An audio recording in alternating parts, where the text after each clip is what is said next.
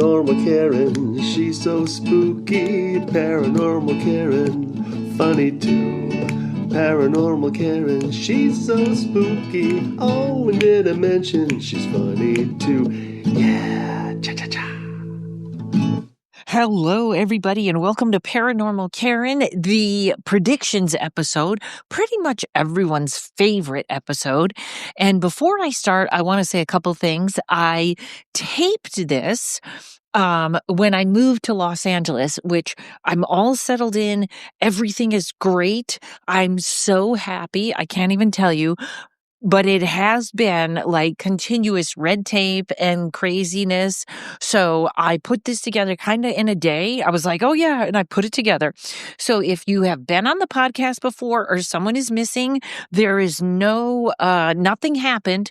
I just kind of threw it together pretty quick. I think I had a weekend, almost a weekend, not really, to put it together. And this particular episode takes a lot.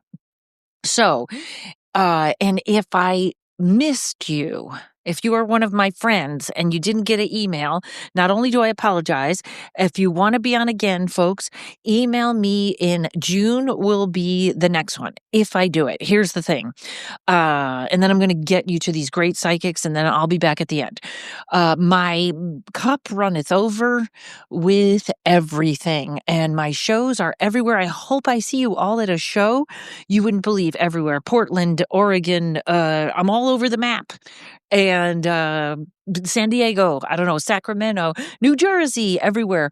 Please check out my website, karenrontowski.com or psychicstandup.com. But here's the thing. You should subscribe if you like the podcast, only because at one point I might bring it back, or I might just do the 6-month psychic episode and the year-end psychic episode. I'm not sure yet. So if you want to, if you like the podcast and you want to get it, you won't be getting it every 2 weeks anymore. But if it comes back up, you'll be the first one to get it. So that's the first part. And enjoy all of these comics, all of these psychics, and I will be doing my predictions at the end. This one is, I have to say, it's great. It's really great, especially how fast I put it together. So enjoy. Here's everybody. Shanna from Black Bits, Shanna Warwick, my former morning text partner, now my morning to afternoon text partner. How are you doing today? I'm well, Karen. I'm so excited, and thank you so much for having me again this year. Always, always. What do you have for us for 2026? Whew, I have 3.5 pages of my little notebook here. Hit it. Yeah. It all came in. It all came in through dreams. So, number one, some kind of artifacts being found in Sudan or Somalia, or a country that starts with an S. My geography is terrible.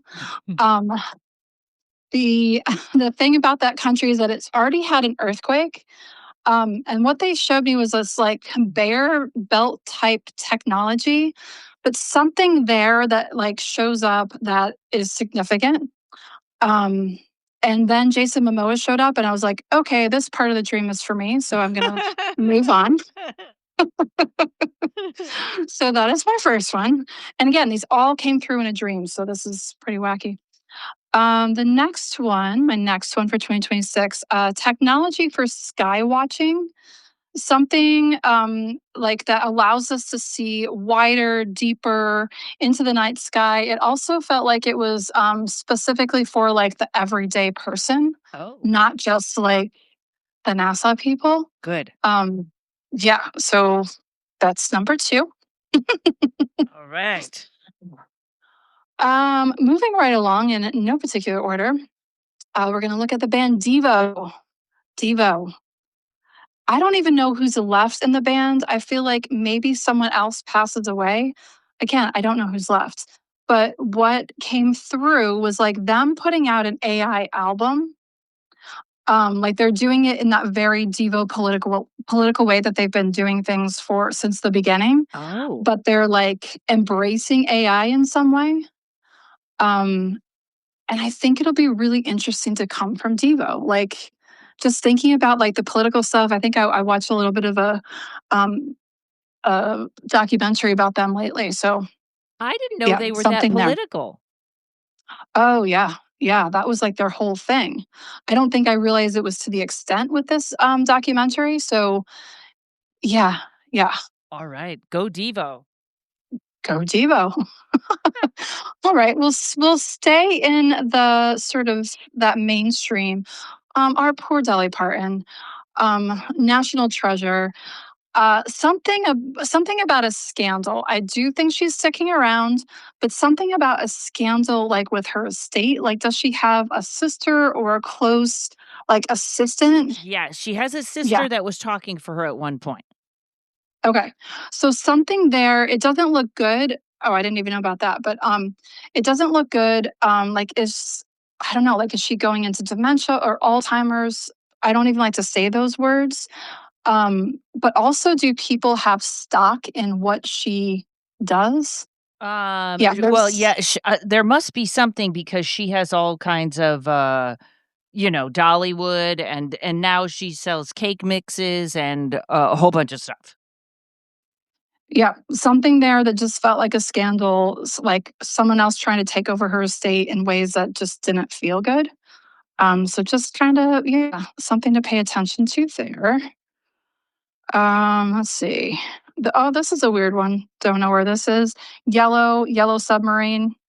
Your guess is as good as mine. Sometimes when things come through, it's specifically. Sometimes it's Metaphorically, nonsense like yeah. that. A lot of your Yeah. stuff that is like that, like, I remember you kept talking about whales one year, and it was like the year the whales just went bananas. Okay. Yeah. So I allow it to come through. Okay, another one. And now that I'm looking at this date, I need to check with my family.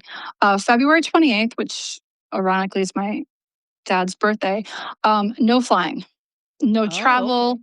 tech shut down somewhere around February 28th. So just yeah, be a little bit careful in what you are planning for the end of February. Um, yeah, it just said tech shutdown. That's all I get there. The only weekend I have off in February. Alright.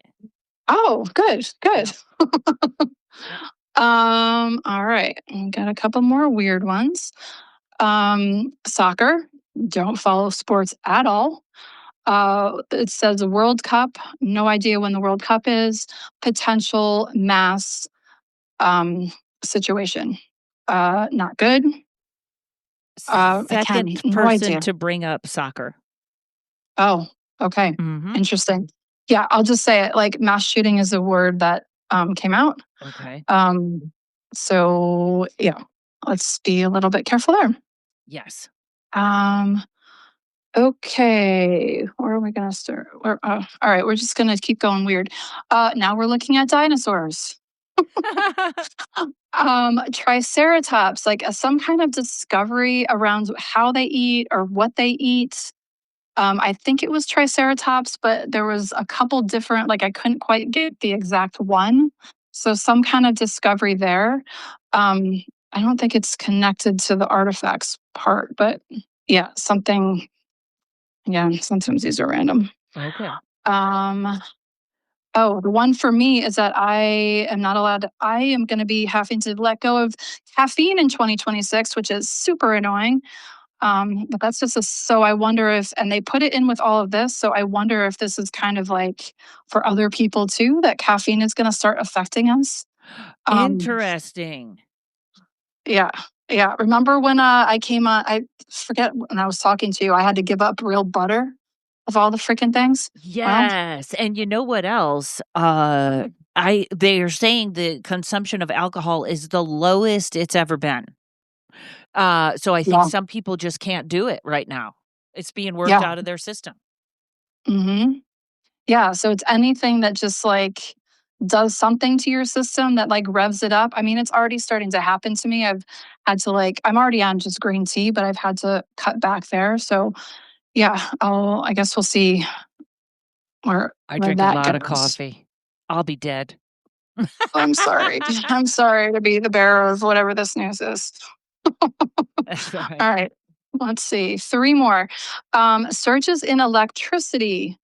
They can't explain why. So remembering to unplug things, and then another word I can't. Oh, something potentially connected to Bezos.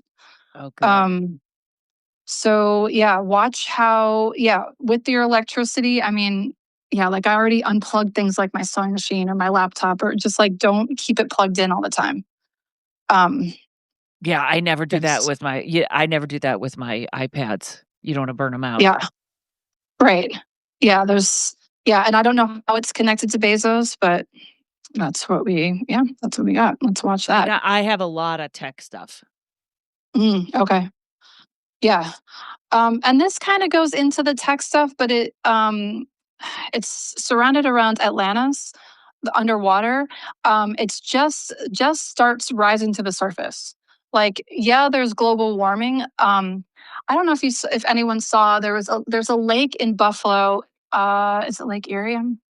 God, my geography is terrible.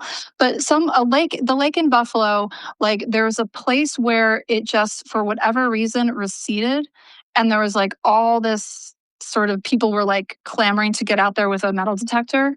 So just something where like all of a sudden stuff just starts rising to the surface Mhm. with water, and what I drew here is a cipher that decodes something. So something around Atlantis rising up. Um, Wow. yeah, yeah, that was an interesting one, and I did this a couple days ago, so I don't even have in the middle of the night. Wow. That's alright, okay. um, Yeah, keep going. all right, last one. This is will Trump try to rename himself, like a rebranding, but a full new name? I mean, That's crazy, but I believe it because his name is yeah, I believe it. yeah. And I mean, the only thing I could think is like when, Prince just like went by the symbol, Mhm. you know? That's so But you are not as cool as Prince. Um, yeah. So, and what does it mean to rename yourself? But I can't. It really just feels like that struggle for power, Mhm. and they're going to try anything that can possibly, yeah, yeah, do something for the brand or whatever the hell it is. Yes. So that's the end. I wrote the word done, underlined it, and 2026. Here we That go. is great, and Shauna, I love how you're always Shauna, what am I doing? Shanna, well, I've been having trouble, I've let me tell you, I think I've said this 10 times, so I have not stopped, like, I think tomorrow, the crazy running around trying to get LA together stops. So, I mean, I always love how far out on a limb you go. I love it. You're so good. Thank you. I'm willing to do it because that's just how it comes in. So, Yes, and if people knew how often you text me something in the morning and go, "This is crazy, but I blah blah blah," and it was correct. It's so funny. Tell everybody where to find you, where to follow you. yes, please come and follow me. I have some new offerings for my energetic work, including medical mediumship, medical intuitive readings over at Black Boots without any vowels, BLCKBTS.com, or just Google me, baby. Yeah, You'll find and what are your little furries that always smile at TikTok? yeah, if you need something ridiculous and funny to brighten your life, We Lil Creepies over on TikTok is where I'm just making myself laugh in whatever way. Little tiny needle felted creatures that are having terrible dance parties. I love it. All right, thank you, Shanna. Thanks, Karen. Okay. All Okay, so we're right. recording? We are recording right now, just as you said, "Are we recording?" We're recording. Um, uh, Thank you. yes, new, person, thrilled to have, Grace Candido, and that's the best last name. Candida was a play and a problem that you can have with too much yeast, but Candido is a fantastic name. Oh, well, thank you. Thank you so much. I also know it's supposed to mean something like purity. Oh. Candido, candida. It's something of the root is Latin. My family's very Italian. It's a whole thing. But yes, that's super fun.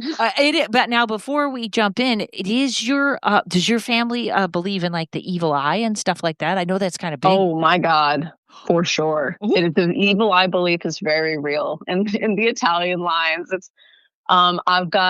I wear a certain charm. I have a little charm for my son. It's a whole thing. I grew up with it, so it didn't seem strange to me. But as soon as I got married, I tried to explain it to my husband's family. That was something. I have one. I want to hang it on my doorway, but I can't find the right place to put it. But I have one also. The 3 circles with the color, the bluish. Oh yeah, the Turkish one. There's a certain name for it, but my friend, about as Turkish as I am Italian, she goes there every year. She comes back with a ton of those. They're gorgeous. Oh. They're so cool. They are. I love all of those amulets that she's got. Yes, fantastic. All right, so family lineage and ancestry behind you. What do you got for 2026? Thank you. I'll be honest with you. Family, I feel like I'm the first. I've been the first in my family to do tarot readings. Ooh. But there's been crazy woo-woo stuff that we'll talk about another time. Okay. So thank you. Okay, awesome. The way that I did the tarot reading for this year, and I only did the half of the year because I felt like the energy is so crazy right now. It's going to pop off at some point. So half a year will be fine for now. If I feel the vibe, I'll send you the rest of it. You got it. I'll send you the rest of it. Yeah, if I do halfway through 6 months, we'll have you back on and you can do the rest of it. Thank you. Or I'll just send it to you for funsies. We don't even got to put it on a pod. Yes. I did 2 cards for each month, and then I did 1 finale card for basically like advice on where to go from here. And I had a trend where the deck split itself into half almost. Wow. So it split itself into what seemed to be reading almost like 2 adjacent futures happening at the same time. So like I think it's just reading a lot of energies that are going on in the world right now. It was a sword heavy reading. Swords literally in every single month. A lot of swords going on. A lot of actions being taken. So the January cards were the 7 of Swords and the 9 of Pentacles. I'm just gonna read my stuff verbatim. So I'm sorry if it sounds a little bit more more boring. We've got some thieves and scoundrels in our lives, but we're making out like a fucking queen. We've learned to live and appreciate what's before us. And while it's infuriating to watch someone live high up the hog while someone is suffering, I feel like we're moving impotent rage into something sustainable. Also, 7 of Swords is looking straight up like a clown, and it reminds me that we need to keep humor in our lives. It keeps us human. Yeah. There's a really good quote from Brendan Lee Mulligan. It was he does D&D stuff online. I'm going to butcher it, so please feel free to look it up yourself. But he says that he can't get into grimdark because there's such a lack of humor that it doesn't seem human to him. Like how humans combat being depressed is with humor. And I believe in that. It's part of the reason why I love your show so much, Karen. Because like to be so heavy and serious about everything just doesn't make sense. It's not a human reaction. Yeah, I agree. Mm-hmm. You know, so when in fact, when I have trouble getting up in the morning, I just try to hear myself laugh. Like, don't even do it, but just hear like, oh, remember the time we were laughing so hard we fell on the floor? That's what I do. That is so healthy. That's so good. What a great way of trying to get yourself going, honestly. Yeah. So, okay, February, we move on to the King of Swords and the 3 of Cups. So the Swords of January connect to the King of Swords in February now. Someone is attempting to take control, and bitch, we are partying. You can't break into this party. You don't even go here. Who are you? The feminine energy of the 3 of Cups is awakening, and this king feels like a sad and lonely lad with power that he invented. He doesn't really wield his usual grandeur next to the 3 women who are completely ignoring him. So I get the feeling, and I'm not saying that all females, but the feminine energy is now empowering itself. Mm-hmm. And it's not taking notes, you know, like we're not taking notes on where to go from here. We already know where to go from here. Wow. March is the Knight of Swords and the Sun. Why do I feel like I'm getting 2 warring readings in the notes that I put here? And they're so different, like yeah. Yes.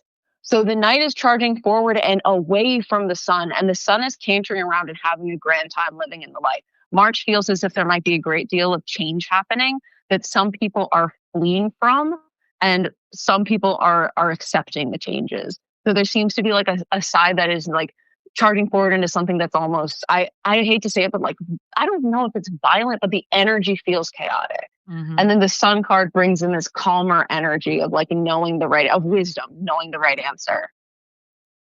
April was the Nine of Swords and the Hermit. By the way, can you hear me okay? Yep, good. Okay, good. All right. So the Nine of Swords and the Hermit. There are people who are going to choose to mourn over these changes that the sun brings, and people who choose to meditate on it. It's a time of reflection. Some are going to dwell on what they're losing, and some are going to concentrate on how to move forward with wisdom. I always see the Hermit, like, I'm such an introvert. I always love seeing the Hermit card because I'm like, ooh, I have an excuse now. I'm just going to take some time to myself. It seems like this is the difference between contemplating and mourning, of feeling sorry for yourself or moving forward with what you have, you know? Yeah. So the Hermit feels like a much wiser card. So in May, we move into the energy of the world and justice. And this one kind of shook me because these two cards together are so powerful. The only time that we see the card on the white right, because it was always like I did a left and a right card. It was always the left card that was wielding a sword. The only time I saw one on the right wielding a sword was justice. And it's not part of the sword suit, but she has that sword. So the only time we see the card wielding a sword is the justice card. The shit is popping off. Something happens, and whatever the swords have been doing up until this time are coming to fruition. Wow. Karma is coming to call in a certain sense, and it looks like justice is bringing it to our doorstep, whatever the R collective is. That makes I me am not happy. separate. Yeah, it seems like something is happening in May that something is coming to fruition. And I'm not like this. I know that our society, our country is very divided right now. I don't think I'm reading for a specific side. I think what I think the cards are bringing forth to me is like whoever is willing to reflect and look in the mirror to see how we can improve things. That's where the growth is happening. I feel like this lesson is getting drilled into my head over and over and over again, where it's like, if you're not willing to look in the mirror and see exactly like how you have been conducting yourself, how you can lead yourself to the problems that you're in, and how also you can improve your situation. Yeah. How can you support your neighbor? How can you create community? These are the kind of things that we should be reflecting on. Those are the messages that keep coming through for me. You know, last night I was at a comedy club and this comic came in and he just kind of bursts into the conversation. We were talking about numerology and he kind of takes it over. And then I was talking about shadow work and how when I'm having a hard time, I make a list of everybody that's bugging me and why. And then I realize that it's me. Like I'm doing exactly what I think they're bugging me at. I do that. If they're being arrogant, I'm being arrogant, that kind of thing. Oh my God. Same though. Yes. Right? And he just bursts That's in. brilliant. He just bursts in and goes, "Nah, you just got to let everything go." And I was like, "Dude, you missed the whole point." Like exactly what you're saying. Look in the mirror. You don't even go here. Who are you? Do I know you? Yes. Can you stop? Listening is like step number one. And the fact that like you have the wherewithal to stand in that truth and be like, I have these tendencies too. So if I'm finding annoyance in someone else, I better look at myself before I go ahead and start pointing fingers and like throwing stones from this glass house. Yeah. That's one of the hardest things to do in life is admit when something like that is happening. Oh yeah. I've done it before, but I am no champ. Like I'm not exactly the best person at it. You know, I think it's incredible that you do this. Well, thanks. I don't, maybe it's being 60. And then just a side note, when you get all the trauma removed in that hysterectomy and all those hormones, you think a lot clearer. I mean, that's great. Hearing about that on your pod was wild. It was kind of crazy to learn about. Yeah. Yes. Excellent. All right, so the last month that I did was June, and it was the 10 of Swords and the 6 of Cups. And that was when I was like, wow, something really happened here, because the 10 of Swords doesn't come up for nothing. So all those swords that this guy that was happening with whatever the sword wielders were doing has ended up in his bag. It is not working out. So whatever the swords had planned has failed in a spectacular way. There's a note of nostalgia from the 6 of Cups, but also a concentration on purity. Not in a weird sense. I didn't get weird sense vibes from the concentration on purity, which like that can definitely come through weird at some points, but not here. The children in the card are turned away from the carnage of that dude bleeding out on the floor by how I had them lined up. So I'm getting the impression that they're like, move on. There's nothing to be done here. Comfort yourself if you need to.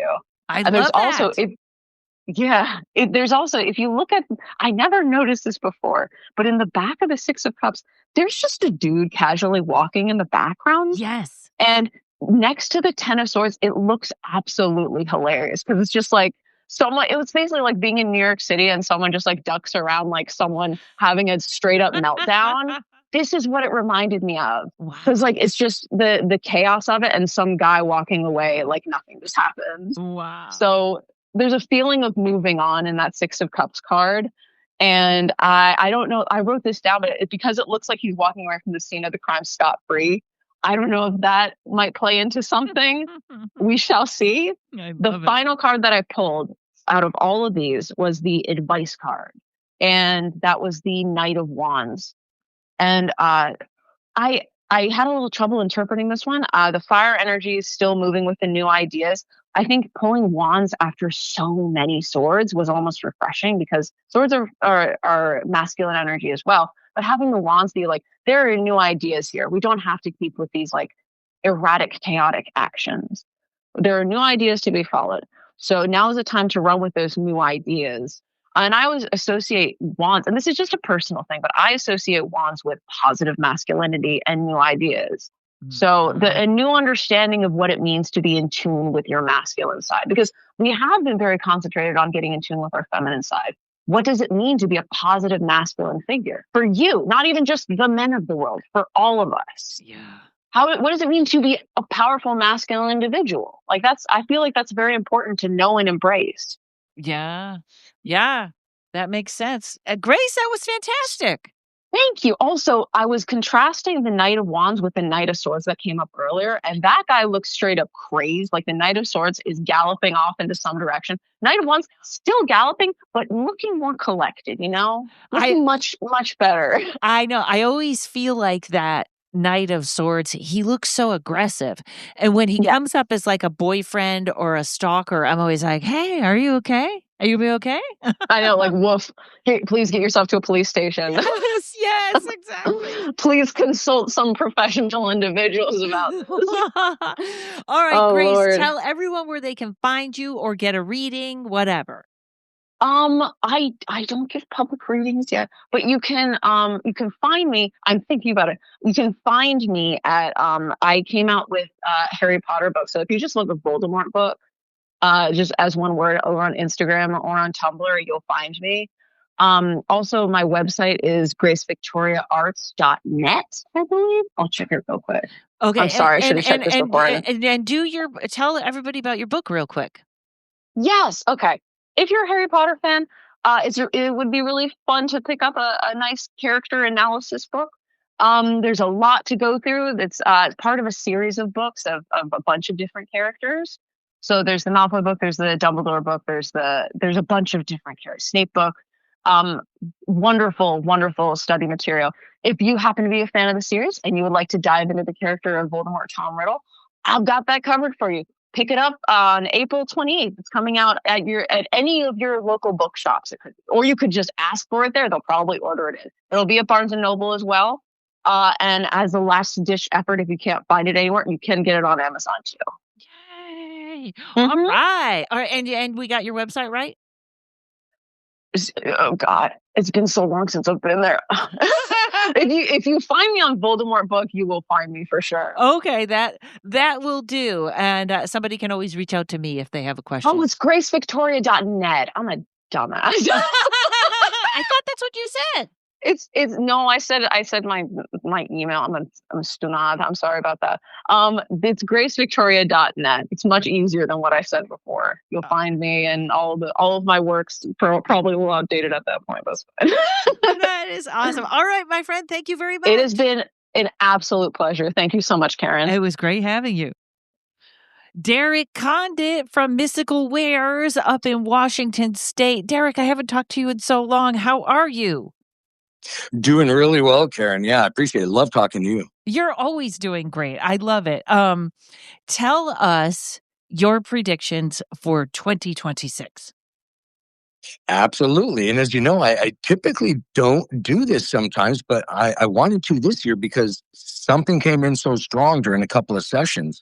Um, so it's going to be regarding, yeah, it's really cool because again, I look at things from a wide perspective, and I'm going to jump right into the UFO thing. And I know that's been seen and all over, but what I actually saw, with air quotes there, actually it's gonna pass the level of, it's not a disclosure thing, because what it's gonna be, I was shown, is really interesting, some news footage, and then there was a craft, an object in the back of that. So one of those things that got national or worldwide coverage before the object was spotted. So it's kind of like a workaround where usually they wouldn't want to show that stuff.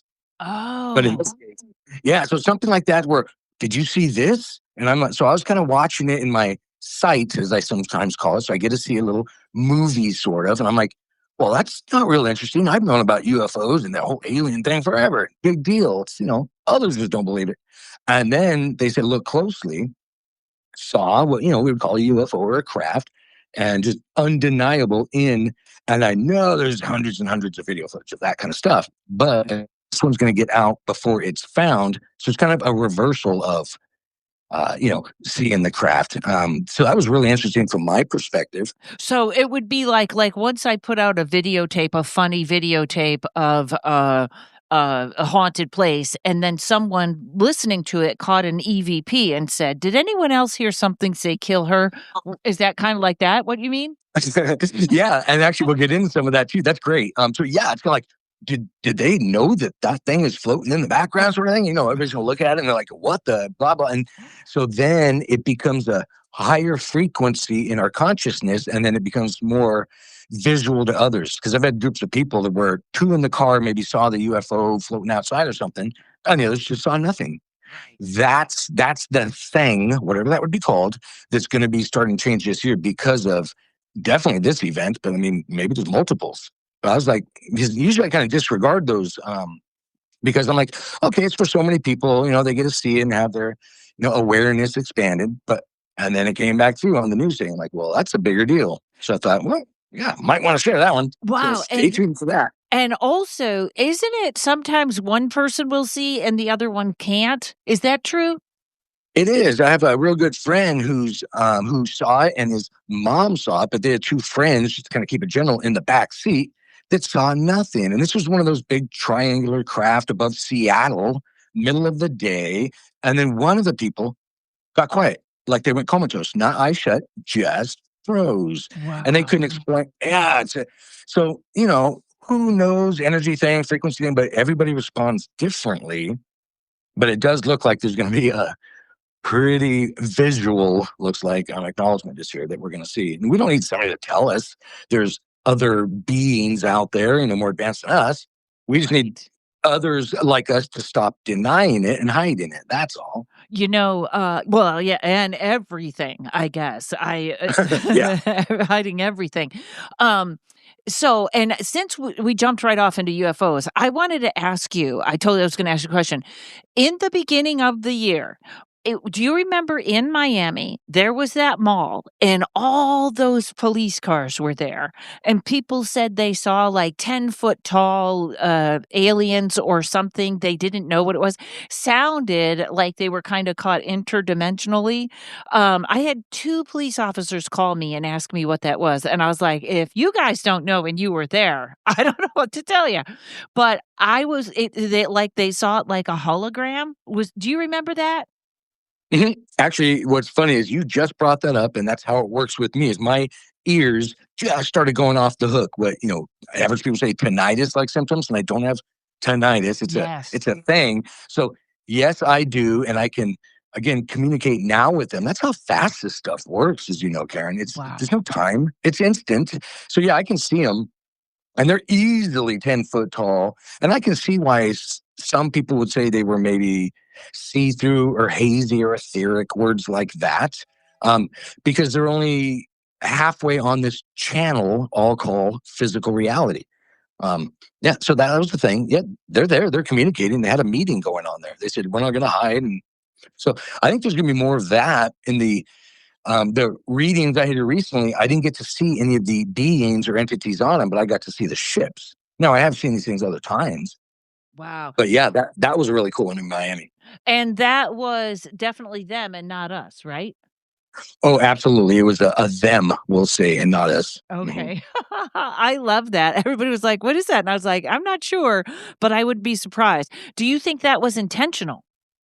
Oh, I know it was. It was absolutely intentional. Again, whatever the entities, the beings, the aliens, whatever we want to call them, told some of us, we're going to meet you here no matter, and there was no option on the humans part of where the meeting was going to happen. They was just gonna. Yeah. And so they're like, okay, we'll do the best you can. And, they knew everybody was going to deny it anyway. And even, police officers, what the heck? Because, you can't wrap your head around it. I totally get it. Yeah, I think especially even those of us that know when you see it, it does change your consciousness. Oh my gosh, it does. Because I would have been what you call a disbeliever. I used to diss it when I was growing up, normal army guy, correctional officer, blah, blah, blah, until my sight turned on. And I'm like, oh my gosh. Because all I knew until that point was the movie Ghostbusters. And Mhm. then so a neutral perspective, not brought up by, I'll just make fun of it. Hippie parents teaching me this, that, and the other. No, it was totally different. So it's a thing. Yeah, yeah, awakening. It makes me laugh. Have you ever seen when you bring a skeptic along and then something like really unexplainable happens and how they freak out? But then they turn into like, sometimes I had a friend that came with me on a ghost hunt once and something happened and he was freaked out. And the next day he called me and he had it all worked out. How this was a trick, and however, and to this day he still thinks it was a trick. But that night, which of course it wasn't, but yeah. Okay, anything else for us, Derek? Well, on that one that you were just mentioning, for the acknowledgement part where he got his, I would say I get that in my sessions all the time because it's an energy thing. So they don't necessarily see, but I'll tell you what, they either respond if I'm doing a Zoom call or here in person, they'll jump up. What was that? They'll feel physically etheric energy somehow. So that's really cool when people get that because it's not like me pushing a button in my office saying, okay, blast them with this weird energy through them. And it just Mhm. happens. Mhm. Yes. And yeah, you asked one more thing. So I did want to get this in quickly, because this ties into the densities, or what people call dimensions, but I'll put it this way, the afterlife, because I do communicate as you do as well, a lot of us, that's for this next year happening too.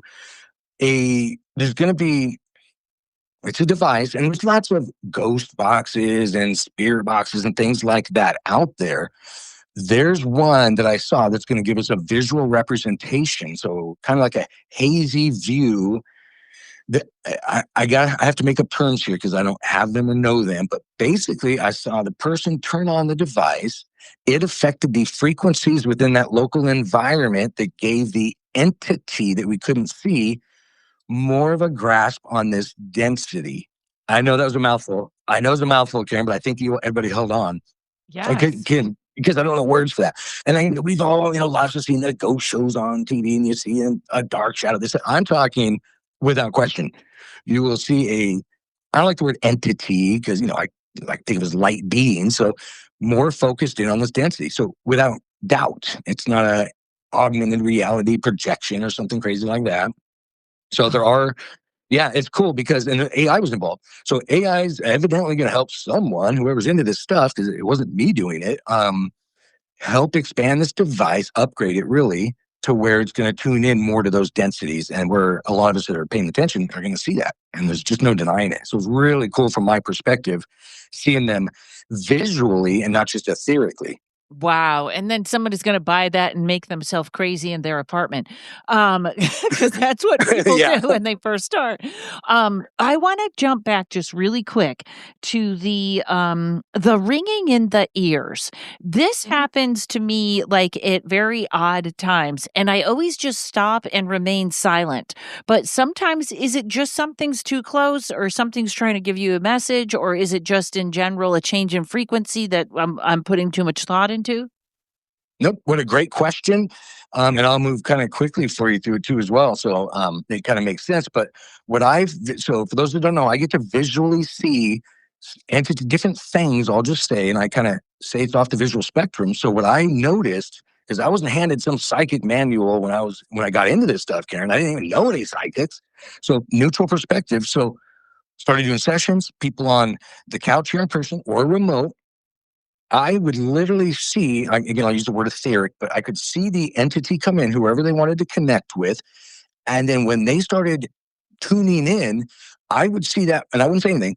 I would see the person, either remote or on the couch, respond and go, what's this? What's that? And I'd then start putting it together, realizing that the energy or aura, when they started getting on the same channel, thinking about each other, people's hands will go up to their head. They're like, I'm hearing a ring and I'm hearing or feeling a pressure or another subtle energy symptom, and not so subtle sometimes. But that's how I kind of put together. It's when the different channels merge, and it's almost always, in my case, so I have to assume others, the tinnitus thing is either an energy around you or an entity. And the best way I wrapped my head around that was, and I'll be blunt, open your imagination, everyone. Just, and I don't mean steer it, but just go, oh, wonder what that was. And then all of a sudden, yeah, you know the deal. You may get a random thought of this, that, or somebody or whatever. And that's typically what it is. And the more we acknowledge it and just pay attention, the stronger it gets. Awesome. That's the trick. Yeah, there's no secrets to it. Awesome. I love it, Derek. Anything else other than have a happy 2026? No, I'm just going to tell everybody, hang on for the ride in a good way, because I think we're all going to have a whole lot of awareness coming around us. It's going to be, I'm excited. Yes, and I love that the way awareness. I'm very hesitant as to like saying the awakening, because that feels too close to like the rapture. But I think evolution or mankind changing, I'm way more comfortable with that. Exactly. It's a percentage of awareness thing. Yeah, it's not an awakening. Exactly. I like that, those terminologies as well. Yes. Derek, it's been too long. Thank you for coming on the podcast. Oh, absolutely. Thank you for having me, Karen. I had a great time as always. And when they make that machine, I'm coming up to your place and we're trying it. I know we're gonna get one of those things. Hopefully they sell them and we get one and do it. We'll have fun either way. Yes. Thank you so much. Yeah, thanks, Karen. Paul Jasek, I could talk to you forever. Before we even start, just so you all know, Paul is the guy that always nails it with like a phrase. Like a couple of years ago, it was "let go or be dragged," and then the year after, you're like, nobody let go, everyone got dragged. And now I don't know. I didn't even ask. Do you have a theme for 2026? I do. It's now, not then. Oh, all right. Tell us. Keep going. Okay. Well, these predictions, we've come through such a bad patch and everyone is exhausted. Emotionally, spiritually, actually physically, people need to rest more. So what we're going to see as we go into the new year of 2026, and this is a really wonderful time when we're taping this under the last full moon, release it all. You didn't have that much power anyway. I love it. And so within that, go ahead and just relax a little bit, because why? The major part of like the boa constrictor swallowing the rat is passed through. There's going to be some cleanup here, but now is the time for us personally to develop a better attitude. Good. Okay. Yes. Yeah. So I do see a state funeral. Oh, okay. I saw. You mean that's a state also means federal, right? State and federal. Correct. Okay. Correct. I thought I saw the same thing. I think we're pretty in tune on that. Yes. Yeah. Many woo-woo people are like, oh yeah, because you know what? Here's the deal. It has to end. Everything does come to an end, and then we have a new beginning. And that's what this theme is, especially for 2026. It is a much calmer energy, a smoother energy. People have been changed. 2025, October of 2025, threw people around. So now it is perfectly okay to relax. It's perfectly okay to get back into your spiritual practice. I've seen so many people who were kind of iffy about it, and now they're devoted. And that's where we need to be. Yeah. Yeah. Absolutely. All right. What else is coming in, my friend? Well, the other thing, not only did I see a state and or federal funeral, I also see a little confusion, but then a bright shining star. And it's a little unnerving because they are who they say they are. They don't have a second agenda. We've been under, playing the game of Clue for so long as a nation that when this new person comes in, they are who they say they are. Wow. There won't be a lot of second agenda, and that'll be unnerving for a lot of people. I But I do see agree. the prosperity growing. People are going to find through the tough time that we found, they're finding things like, I don't want to do this anymore. I don't want to be with you. I don't want to do this job. And now we're really paving the way to make really good, sound, personal choices for ourselves. Well, if you do a good choice for yourself, it has to then resonate for the rest of us.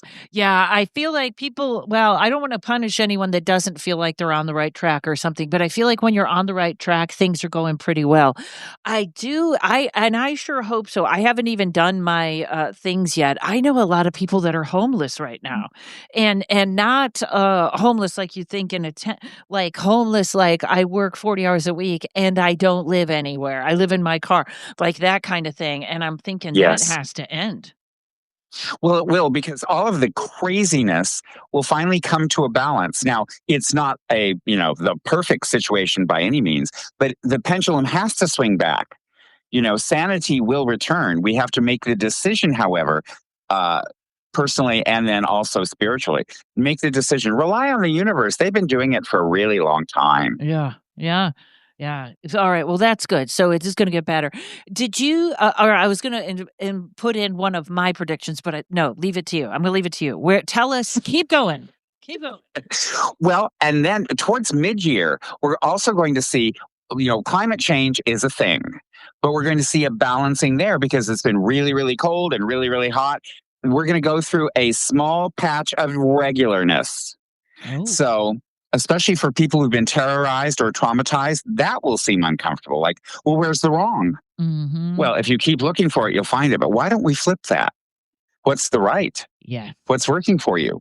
And for those people that are currently unhoused, that's going to smooth out because we all have to change our attitude. Not that they're doing it wrong, because the rest of the world has always been a mess. The Peloponnesian Wars, the fall of Rome. So, but within this, it's back to that personal power and within that decision. So every day when I wake up, I sit on the edge of my bed because I'm old and I say the date. Today, as we're taping this, December 5th. This is the only day I have. The past is over. It can no longer hurt me. And tomorrow, frankly, is none of my business. I love that. I love that. Yeah. It's dating and everything. It's about being present. It is. Well, and people are going to find more romantic love because they're allowing it. Oh, good. Fall in love with yourself and then spread that stuff around. Like Dolly Levi said, it's like manure. It makes things grow. That is a funny thing. I think this sort of separateness has ended. Yes, yes. We can get back to we the people. I hope so. Ah!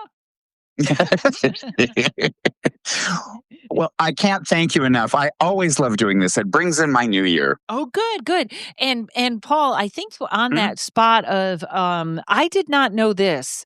Did you know there is a Bumble for people that just want to meet friends, like females that want to hang out with other females, like no love involved? Oh, that's so cool. It is, and it's something I think people need because I do think, and I will tell a little. For some reason, the beginning part of 2026, I see kind of a freeze, and I don't know what that is, but it's come up in a lot of people's readings. It's not a good or a bad; it's a freeze. Oh, that could actually be the part you're It's the talking funeral. about. Yeah, yeah, it's the piece. But I think people are. I think, not only are people going to start getting back together, but I also feel like I think AI is going to just be too much of a bad thing. Well, and people are going to find community again because we've gone through this darkness of who can you trust? Yeah.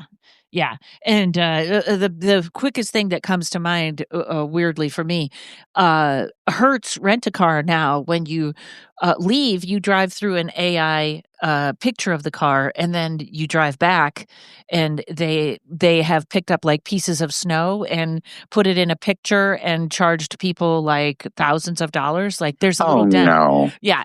But here's the best thing: who's handling the complaint if you go, no, no, no? AI is handling that. And get the word out, everybody. Don't rent from any company that's doing this. I think it was Right Now Rents and Budget. But that's the kind of thing I think people are going to be done with phone trees. If you have a business where someone answers the phone, you're going to keep your business. I think that's the tech thing. Well, and more and more companies are going card only. Well, no.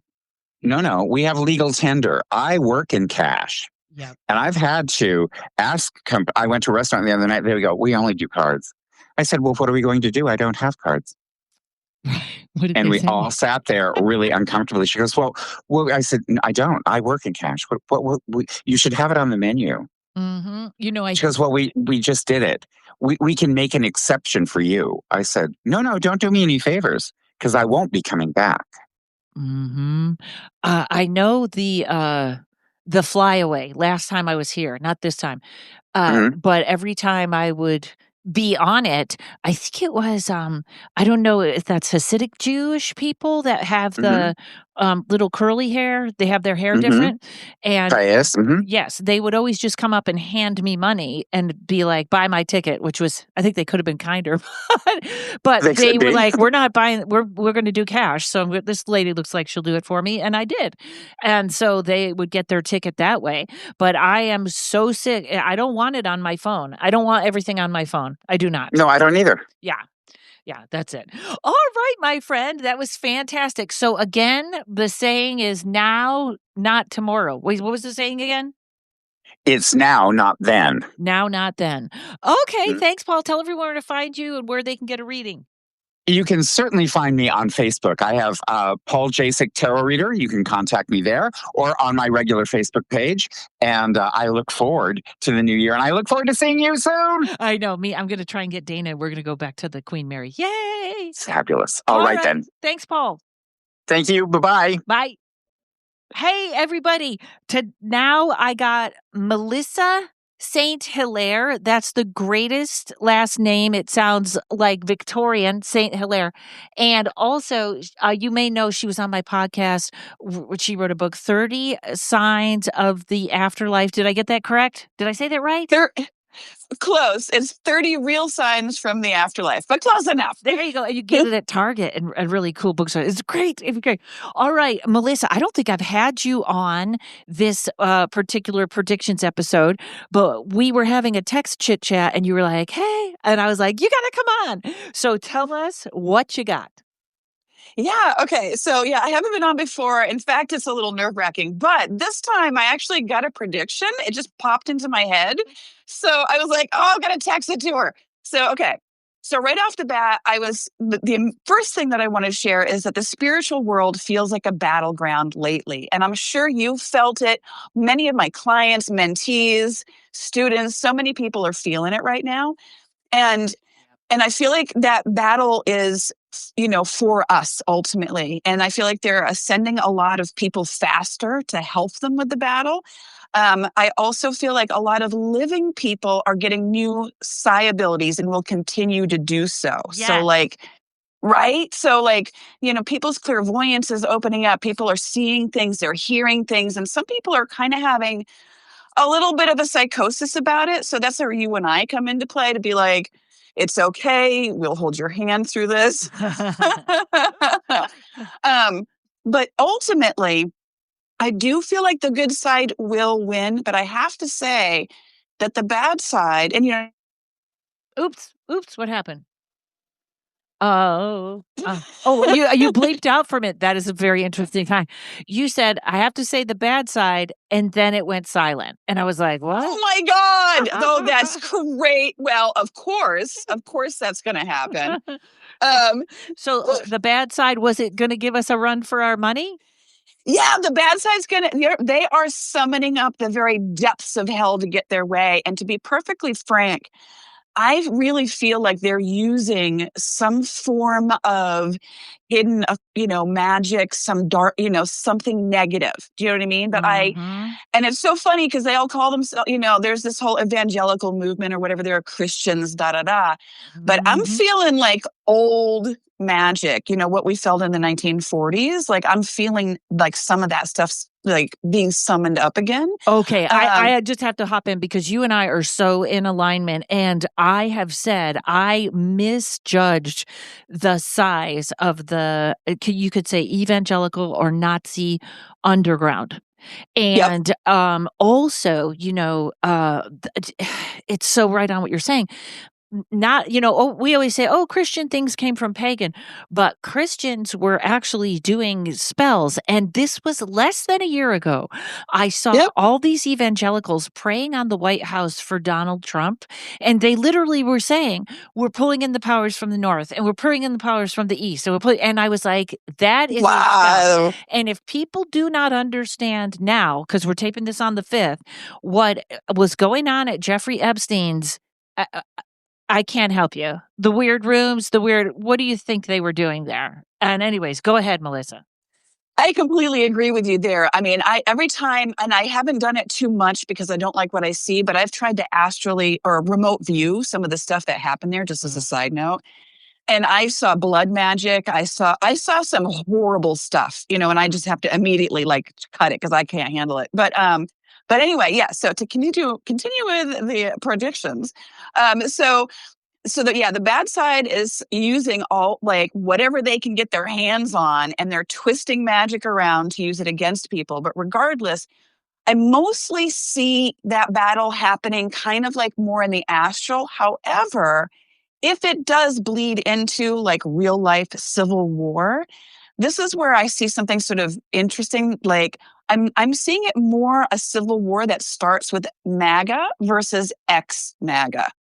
You know what I mean? Like I see current MAGA mad at ex-MAGA for leaving and kind of like, or ex-MAGA targeting current MAGA because they're mad that the current MAGA isn't fulfilling, whatever big promises they thought they were going to get fulfilled. So does that make sense? It not only does it make sense, I'm going to double down on this and tell people you told me this before it started, way before it started. I feel like now is December 5th, you can see this unfolding, but you called me about this a long time ago. And so high five. There you go. Right. Yep. I just see it clear as day because I can see the implosion and I can see the ones who're pulling away, that their minds are starting to they're starting to be freed from whatever it was, brainwashing, whatever the heck it was that put all these people under the spell, so to speak. Yep. It's breaking right now, and so as certain people kind of wake up, and I'm not saying that everyone's going to be kind of like happy, joyful, kumbaya overnight.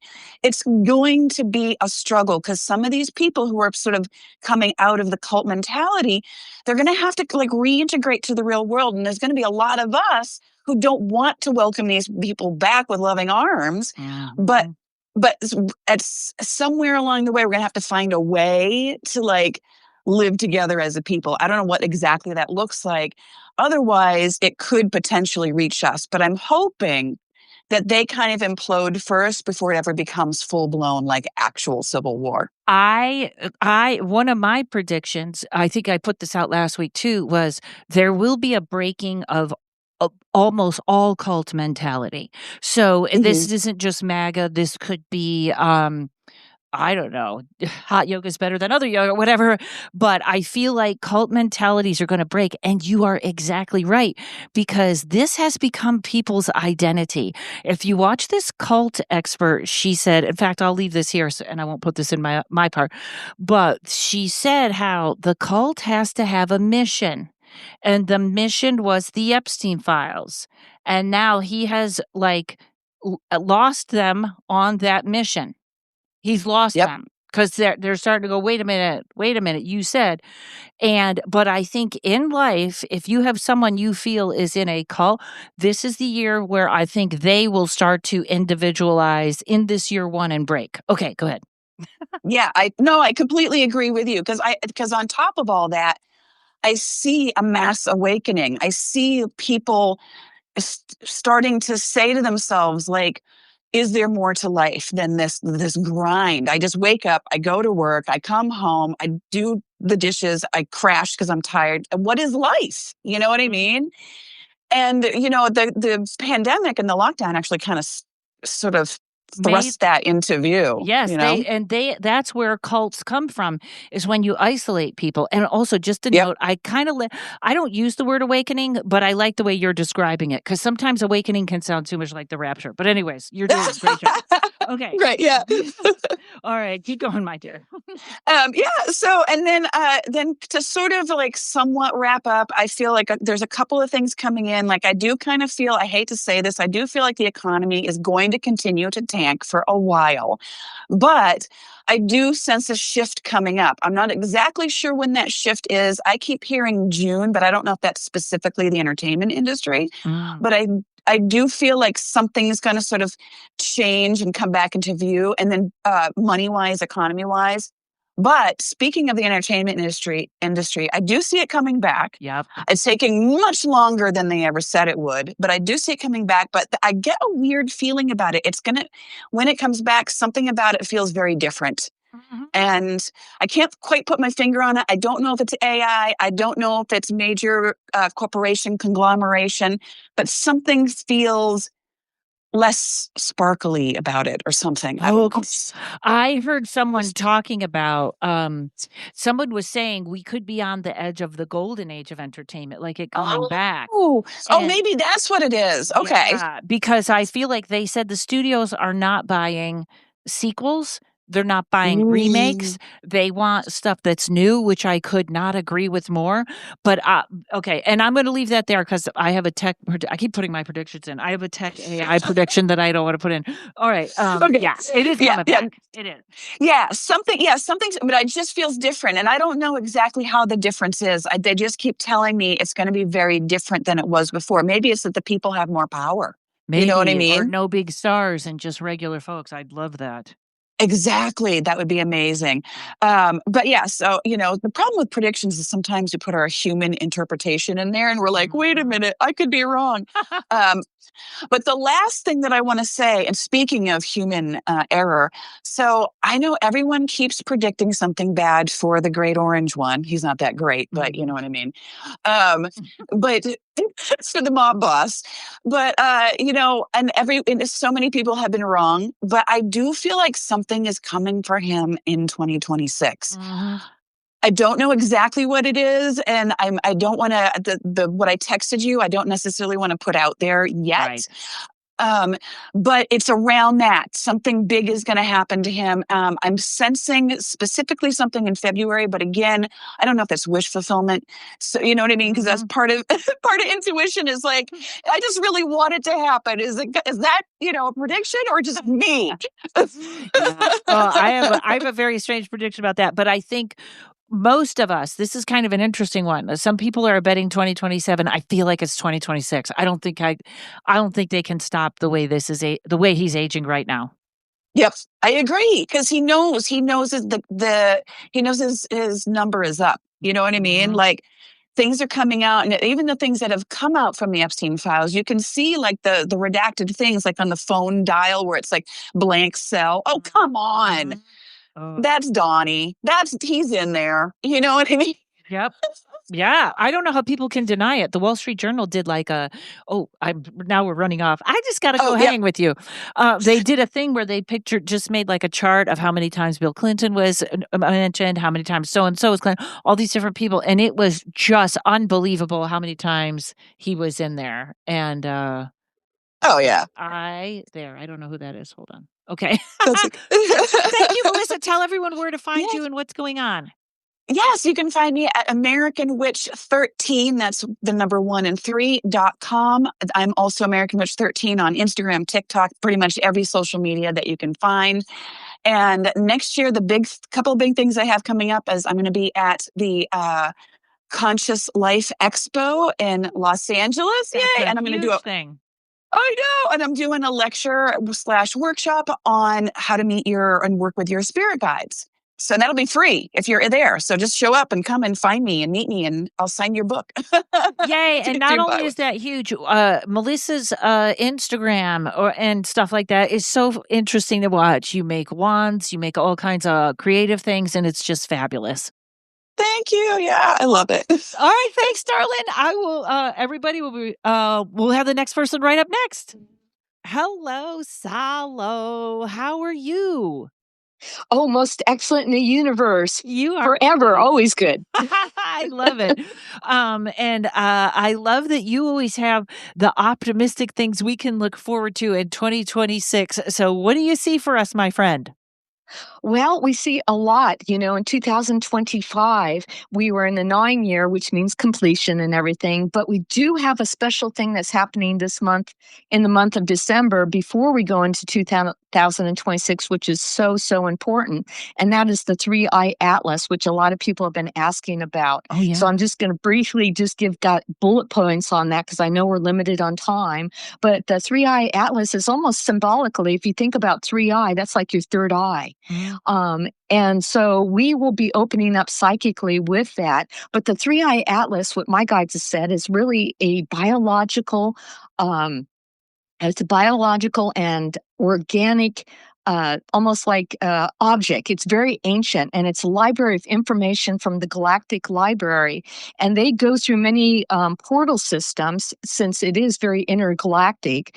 And they gather information like a library, and they also have a neutral position about things. So it's nothing to be scared about. But what it's doing is, as it enters the portal of the sun, and it's going to come its closest to us in December 19th, and it is going to actually start releasing a wave of frequency once it goes through there into our Milky Way galaxy. And it's going to be releasing orbs of energy for all of us to be receiving in the month of December, which is like the Christ consciousness and the Mary Magdalene and the balance between the male and the female that'll be happening. And when we receive these downloads of information, it's going to create a dimensional timeline shift that'll be happening. And that'll lead us into 2026, which is a 1 year, which is new beginnings that'll be happening for us. And it is also the year of the horse. We are just finishing off this year, December of 2025, the year of the snake. And so we're going into the year of the horse. So anybody that is, wanting to get their projects going forward, guess what? It start to go full speed ahead. It'll be very, very fast. It'll be powerful energy within ourselves, and will really take off after April of 2026 because of the planetary alignments of Aries being in Neptune and Saturn. And what does that mean? It means that our dreams get manifested from heaven here on earth. That'll be definitely happening. That's funny because I kept in all my readings, I was like, it's getting way too common that there's some sort of a freeze in the beginning of the year. And I don't mean like nothing is happening, but I kept feeling a freeze. So that's interesting that it all breaks open in April. Yes, and the freeze is happening as far as earth changes will be around the second week of January, the mid-month, and also February, where we're going to have a lot of polar vortex energies also hitting our planet as far as weather-wise going on. But by the spring, we are really going to kind of be breaking through some these wonderful new portals that are happening with these downloads of information we're getting from this 3-Eye Atlas that is happening that will go around the world, which is very, very interesting. We are going to actually see Bitcoin next year is going to either lower or crash because Bitcoin was discovered in the year 2014, which is a rat, and the enemy year is the horse. Oh. So in 2014, they had the same thing happen. And so in Chinese astrology, my prediction is that Bitcoin will be starting to do that.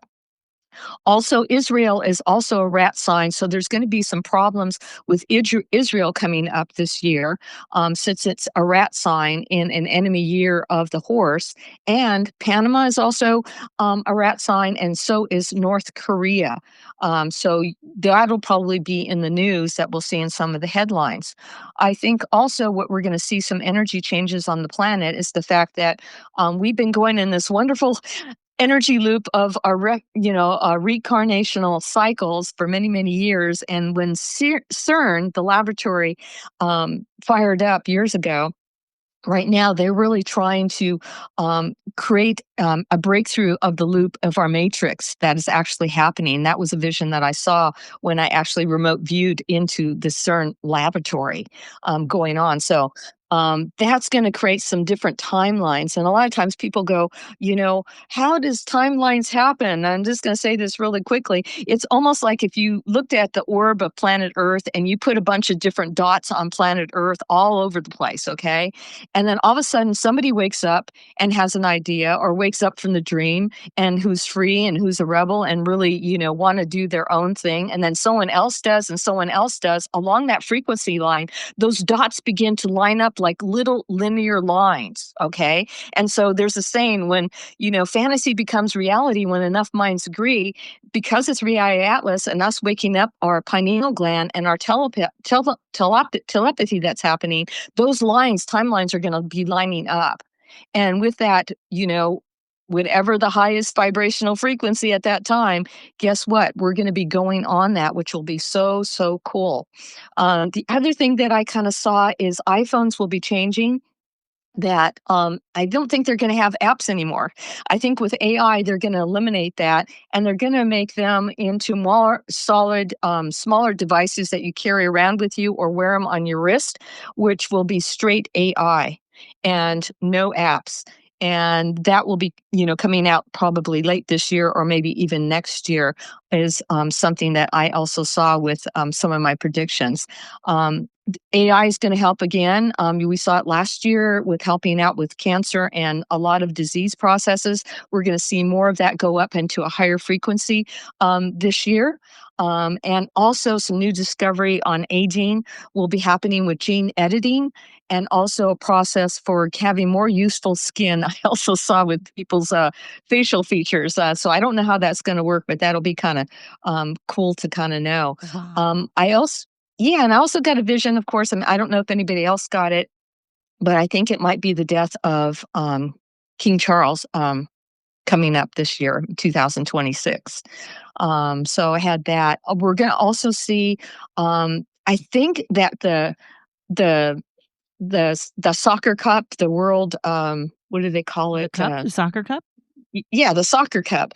I really got into that in a vision about it's going to take place, of course, in Mexico, but there might be some corruption and drugs and cartel that will come to the surface and be revealed during that event. And I also saw that it might be a playoff between Argentina and Spain. And I'm really going out on a limb just doing, as a prediction, but I really think that Argentina will probably win. I love And that you're doing that. Keep going. so that's going to be kind of interesting. I also got a vision too of one of the sports arenas, auditoriums, or something. There might be something critical that will happen that some people may be getting hurt with. And I'm not really a negative person, No. but I don't even know if it's related to the World Cup event, but it's just something that came up in my consciousness that I wanted to bring up going on for 2026. I also got, and I know my notes are all over the place, but I'm That's all just right. trying to do. This is exactly what I wanted. Yes. And so I really saw that Netflix shares will also drop, because I feel that they haven't really been giving the public what they want to see. I think more people waking up and want some, adventures and spiritual things and connections and, fantasy. And I don't think they've been giving that. And so people are probably getting tired with that. But I did see the shares start to drop through Netflix. I also saw a fire on a film set in Los Angeles next year. And I really also feel that one of the major studios is going to fold, go bankrupt, and everybody's going to be surprised about it. And I know this sounds kind of crazy, but I think Elon Musk might come in and buy that studio and do some spiritual movies. So I know that kind of sounds crazy, huh? Well, who knows what he's taken that day to inspire him, right? Yeah, that's right. That's right. So that may also happen. I also got that there might be some frequency wars kind of going on. And, sometimes the government does that a bit. And it's almost like the splitting of the timelines happening between the dark and the light. But I really saw a lot of frequency wars, but too many people, no matter what, are starting to waken up. Through the 3I Atlas and the energy of it really accelerating this year for 2026, that I think a lot more people's vote is going to be in the positive with that.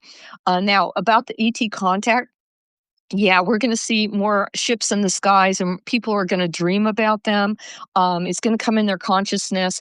I don't see them like landing on the, White House lawn and having this big, some disclosures coming out, but it's going to be a little bit here and a little bit there. And I just think that more people are going to get together in twos or threes just to do meditation, maybe see orbs in the sky or orbs over water. And sometimes, they may get some great photographs of the UFOs. But they're going to be the people that really work on themselves and really, work on themselves within themselves, because my guide said contact really, that word, what that really means is contact within yourself.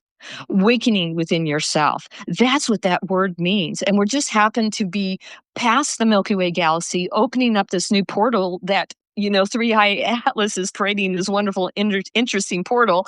And I really did see other ET ships following it, coming into this portal. And so the people that are ready are just going to start off in dream time, see the ships a little bit here and there, not all at once, or anything to freak out about. And that really helps raise our consciousness that's going on here in the universe. I really kind of see that there's going to be a brighter light at the end of 2026 of the tunnel, with more hope and less insecurity. With that is so important. And with that, my guides also said that it's important to do the opposite this year. Anything that you've done and you felt like you've gone through mud in 2025, do the opposite. Meet yourself in your presence, step forward, because reality is dissolving right now in 2026. And so just remember that contact really begins with yourself first. And part of the thing, how do you create contact with yourself, within yourself, and awaken, is just to be authentic. That's Okay. the first step. So only because I'm taping someone right after you, but I literally turned off the timer because you were rocking this so hard, Salo. Anything else? I'll push back my other. Do you have anything else there? No, I don't think so. I'm looking over my notes I had for channeling, and I think I'm pretty done, if you like. I mean, and anything else you want me to say or tune into, I can. No, I loved it. This year I wanted everybody to kind of go out on a limb. You did it. It was so good. Tell everyone where they can find you or book a reading or whatever. Yes, if you would like to have a spiritual reading with me, I go over your astrology chart. We work on your North Node and figuring out what your spiritual purpose is, and your numerology, and also channeled information from my guides and angels, especially for you starseeds out there. Just go to salostanleypsychic.com. There is an information contact form on the bottom of the homepage. Fill it out. We'll get you going. Also, if you're interested in raising your frequency, people always ask me, how do I open up to my psychic abilities? Well, I design special tuning forks at 136.10 hertz. It's in the key of C sharp, which means it helps us see sharply, as Bashar says. And you just placing those tuning forks, tapping it on either side of your temples, on top of your head, on your third eye, and your heart chakra. Oh my gosh, you're going to loosen up the calcification of our third eye, our pineal gland, and really get you in contact with your guides and angels. That's why I love my forks. Go to Etsy, Galactic Light Art. Just type it in on Google and you'll find my shop. My tuning forks are there. You can buy one or you can buy a pair if you And are your sound artwork healer. is fantastic. Yes, and my artwork is there. And lastly, I do have a podcast that I started in June of this year. Called Galactic Solo's Galactic Light. We talk about the paranormal. We talk about ETs. We talk about ghosts. Whatever subjects that are, Three Eye Atlas. We talked about that. Whatever you want, just go to type in Solo Galactic Light on Buzzsprout and also Apple Podcasts. Awesome. All right. Thank you, Salo. We'll be, I was going to say we'll be right back, but folks, there's no editing. Thank you.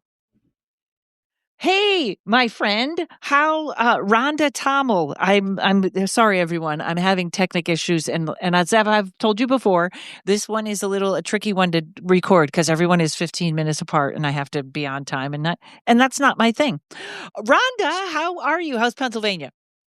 Oh, Pennsylvania is good. It's a little frosty today, but we're doing just fine.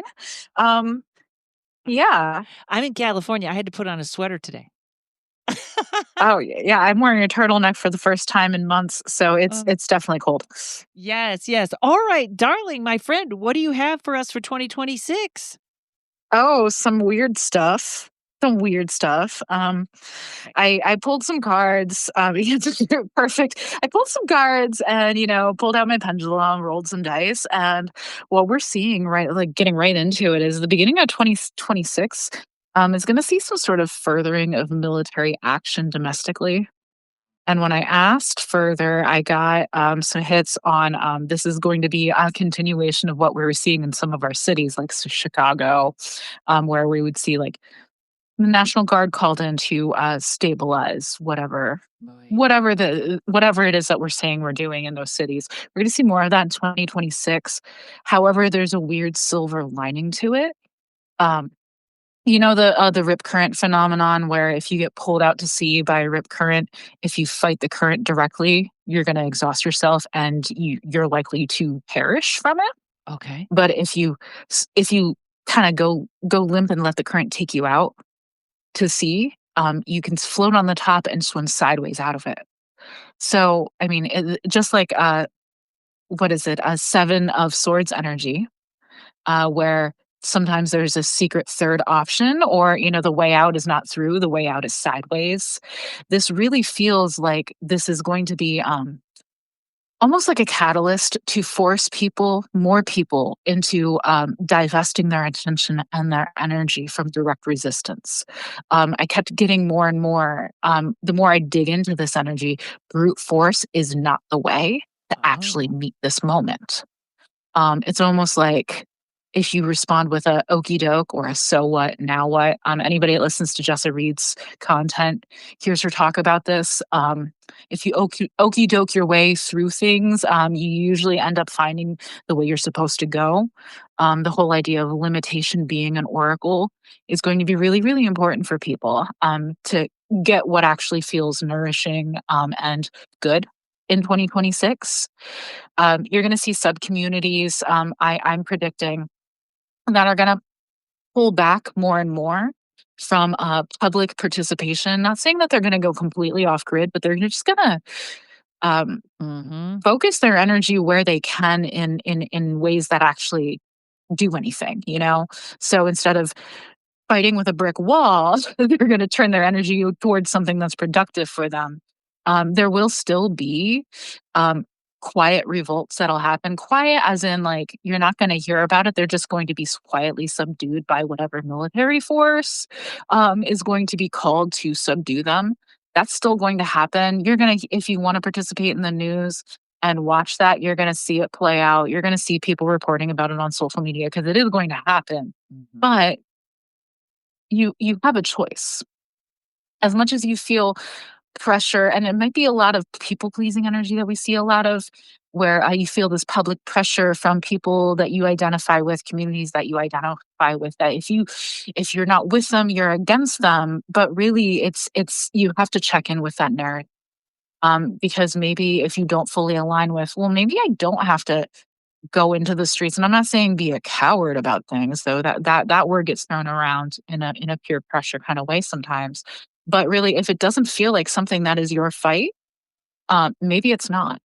And 2026 is going to see a lot of that happen. I'm predicting.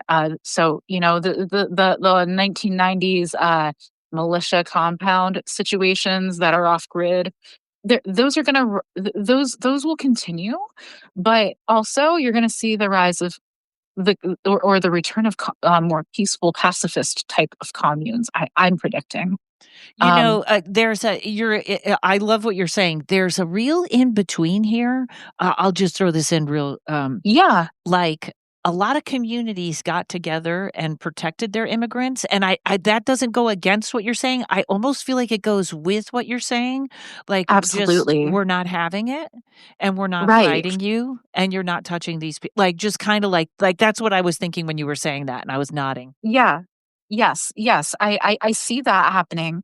I also see, so, the maybe 5 years ago, people were saying, "Oh, we need to all get land and start communes," like, literally. I don't think it's necessarily gonna be that way. I kept seeing, mycelia networks, the mushroom networks, where Mhm. they kinda connect all of the forest floor and everything. It's almost like the digital landscape's going to be like an electronic version of mycelia network. So community is going to be digitally oriented. Like, you and I don't live near each other, but I consider you part of my community. Um, Mhm. and I have friends all over the world that I can buy, sell, trade, barter with to get resources and share resources. And I think that's going to increase. And so what we view as community is going to be more like Swiss cheese layers of that kind of stuff happening in addition to our physical spaces. Um, I live in an area where there's a lot of Pennsylvania Dutch culture. There's a lot of Mennonites where I live, which is confused with the Amish community. Oh. Mennonites are more liberal. They're less conservative, so they interact with mainstream public. My landlords in college were Mennonite. I live in the same community that I went to college in, and I live in on a property that borders Mennonite farms, and they're a really interesting allegory for what I see coming or what I see rising. So they have their own pocket communities. They pool their resources when they need to. If there's a big property that's up for sale, they'll borrow from the community to purchase that property, pay the community back. If somebody has a baby, they trade family members to help care for that baby while the mom can go work, and so on and so forth. You're going to see a lot of that kind of behavior happen. But also, the Mennonite community participates in the mainstream community here. They go to the same grocery stores. You can buy and sell and trade with them. And it's just that they have a different religious philosophy, and they're also very pacifist. So they opt in where it makes sense for their community members to opt into mainstream society, and then they opt out and pull back and focus on their community when it makes sense. And they're always welcoming to people on the outside. And I see that being more of the kind of approach that people are going to be taking in 2026 when they see that fighting the man isn't really going to work. Because I asked, even, is there any scenario where it's actually going to fare well for any community that tries to directly oppose military force? And it was a flat no. Like, no, it's not gonna happen. Well, the saying, which I wish people would hear, is how do you beat the government? Nobody goes to work. Nobody Yeah, goes to work. Everybody stays home until, and that is how you break the government. yeah.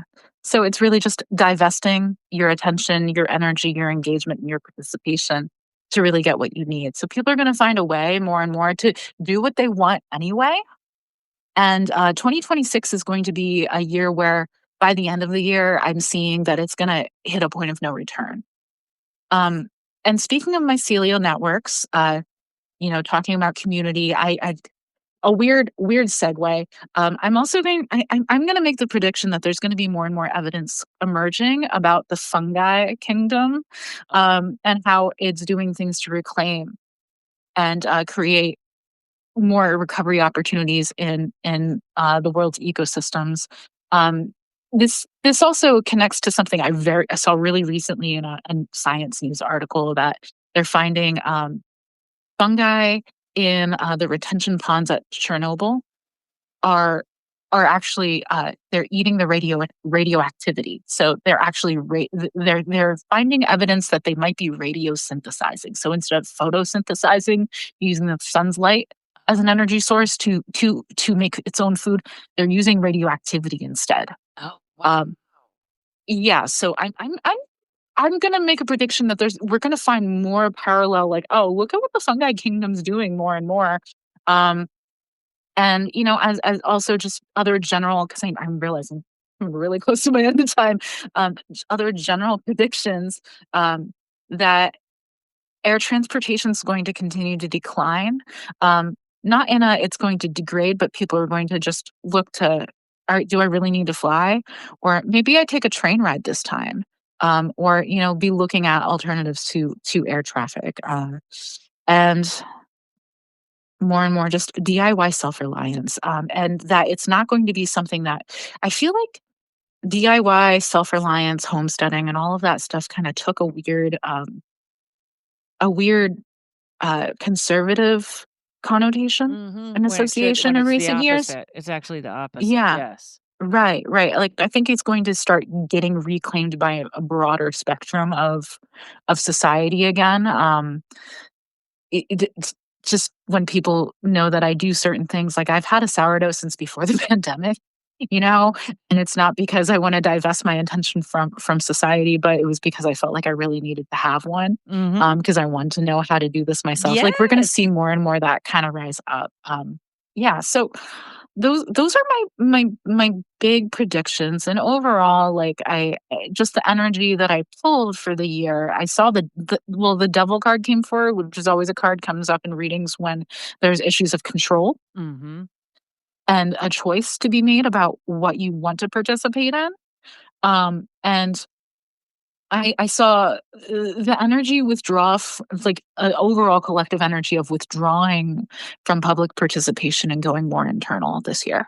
Excellent. All right, darling. And might I tell people I love your Patreon. Tell people Oh, about your thank you. Patreon. Okay, so I have a Patreon. It's Half Moon Path Studio, and you can get monthly energy updates. So I do monthly readings, and I also offer therapeutic art prompts. I also have art making for reality transformation course that you can access on a certain tier of my Patreon. It's also available on my website, which is halfmoonpathstudio.com. And if you like me a lot and you want to get a private session with me, you can book that through halfmoonpathstudio.com as well. Yay! Thank you so much. That was awesome.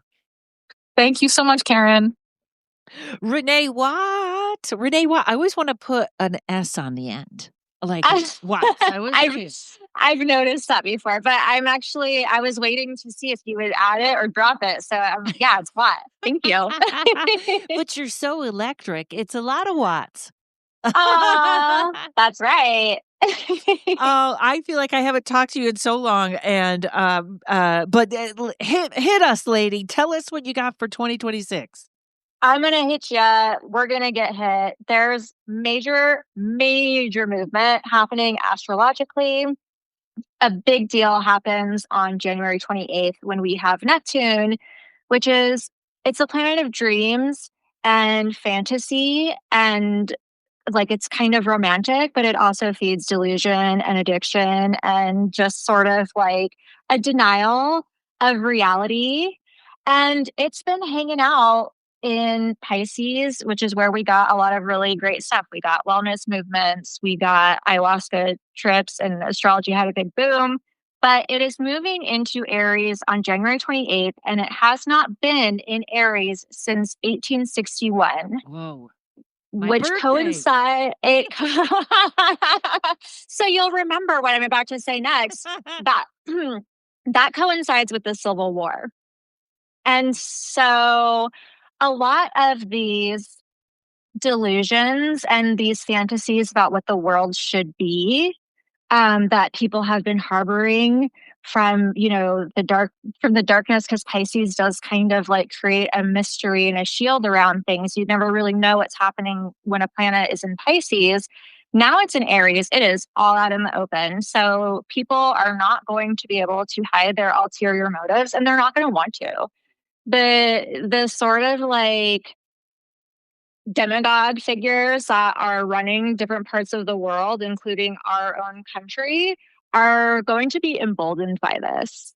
they're going to feel even more untouchable and more self-assured in sort of like what they think is right, and just detaching even further and further from like what is actually like ethical and right and what should happen. On the plus side, this is going to galvanize a lot of people who have like idealistic ideas about how things should be. And I do think that we are going to see a lot more financial support quietly going towards things that we care about, whether it's like the environment or sort of like making AI work for us in a way that isn't putting like artists out of work and destroying the planet. But I do feel, Yes. sorry, go ahead. Oh, I was just gonna say, and housing. There's something going on with housing, I feel like. Oh, I mean, I could definitely see that. I didn't look at that specifically. I don't have much on it in my notes, but I just think that like there's going to be a lot of like revolutionary change. But I think a lot of this money that we're going to be seeing is going to be funneled like overseas. I think that we're going to be seeing maybe like third world countries or countries that like maybe haven't had access to the same level of technology that we've had access to, are going to see investments from anthropologists or even people who see an opportunity to make money, that is going to maybe not clean up our footprint or our environmental impact, but like might make a difference in other parts of the world. I want to go back on one thing. When you were talking about Mm-hmm. delusion and world leaders, so I'm going to put this in MAGA terms, just because I guess Uh-huh. people know me and nobody, whatever. Yeah. There, Yeah. yeah. Um, so that would be like the Epstein files, like video coming out, and Trump just Mm-hmm. yelling, "That's not me. That's not me," when we can all clearly see it's him. Is that the kind of thing you're talking about? Yeah, but it's hard because, man, people will drink that Kool-Aid with AI. And, Oh yeah. things I think are gonna get even a little bit weirder with AI too, because we have Saturn coming into Aries. And Aries again is just like this is our new start. It's the first sign in the zodiac wheel. And so it's very much like this is the new beginning. This is how it is now. We have to adapt and figure things out based off of where we're at. And with Saturn going into Aries on February 13th, the last time Saturn was in Aries was when we had like tech booms in the 90s. And so it is going to have sort of like this is the reality we have to figure out, like are we restricting this, like what are the government strongholds going to be like with AI. But outside of that, I think there's going to be a whole fresh batch of scandals coming out and whistleblowers. This is going to be the awesome part of Saturn moving into Aries. And like, look, it happens on February 13th. It doesn't mean like, boom, February 13th is all like out in the open. It just means that like it's going to start coming out because, again, Saturn was in Pisces. It was helping to contribute to cover ups. And I think that with the Epstein files being released, yeah, there is going to be some sort of level of denial around it. We already know because, we've been told that a lot of it's going to be redacted. Mm-hmm. And I think that the level of redaction is going to, stir up a lot of anger and a lot of sort of like, the public's going to be disgruntled by that. And I think that will build. And I do think eventually someone from the inside is going to say, enough's enough. Yep.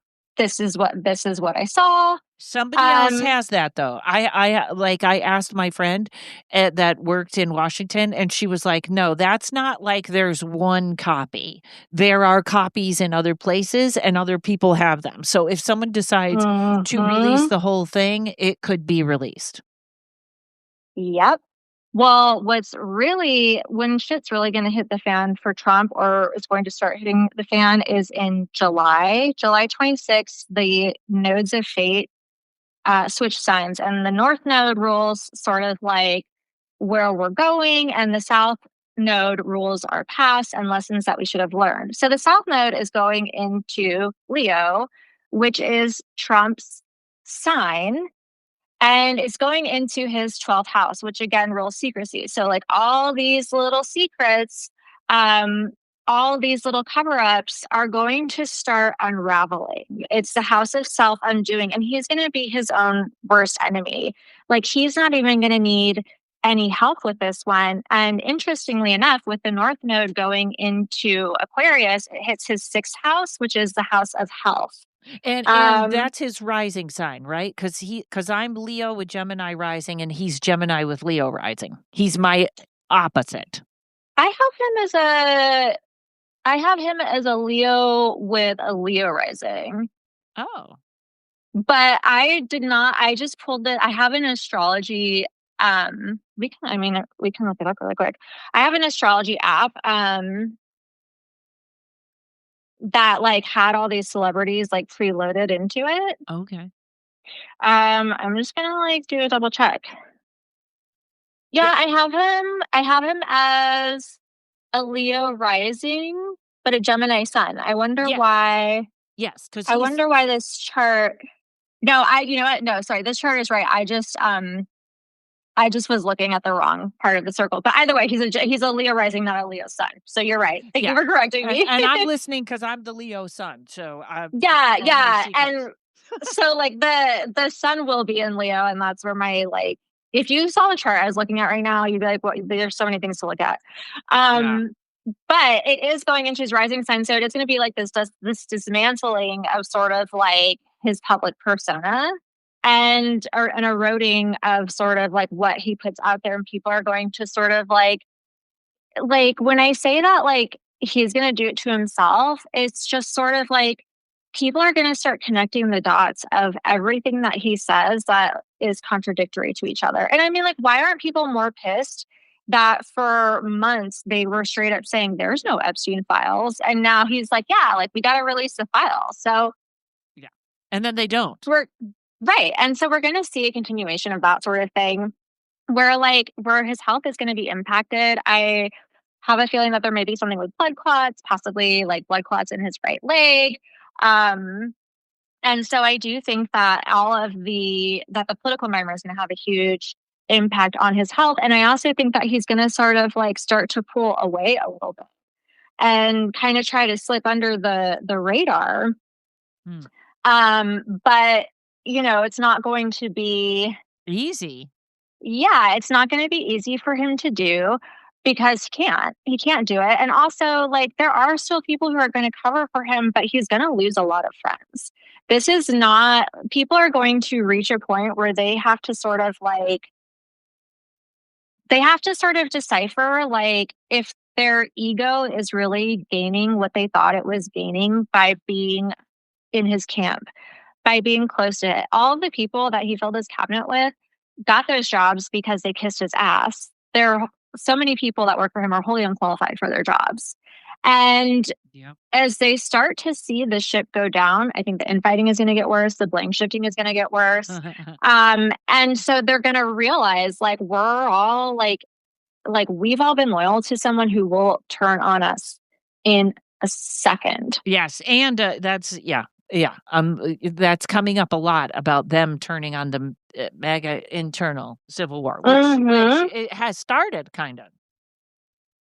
It's really intense. The just sort of like inability to face the facts that, like, people who are like deeply entrenched into MAGA, and I have family, who are, and I will, say, hey, like, do you think it's cool that ICE is taking foster children away from their foster homes and taking them to detention centers, even though they're legally in the foster system?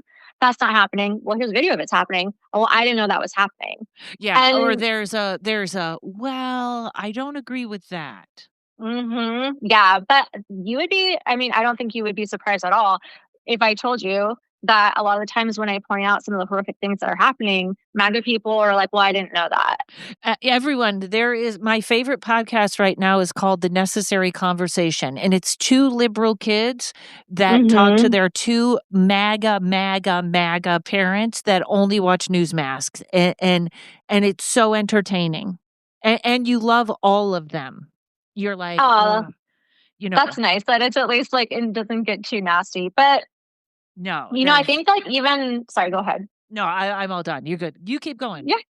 I also think that there's going to be this massive global shift too, and it's already starting to happen where some of our allies are realizing that we are not a reliable nation, and that some of our, friendships, diplomatic friendships, are at risks at the moment. And I don't think that, anyone's going to actively rock the boat, but I think that there are going to be other nations that have sort of like relied on us to keep the peace, to sort of be in talks with each other about like how like we've relied on the superpower to be this sort of like moral compass or moral authority. Not that we've ever been that ever, but I mean, it is true that like America is relied upon to sort of like keep the bad guys in their place, and now we're becoming the bad guy. Yeah, And in we're World War II, that was why yeah. they were all waiting for the Americans to come in.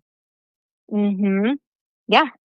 And we can't be relied upon for that, and tensions are growing with Russia.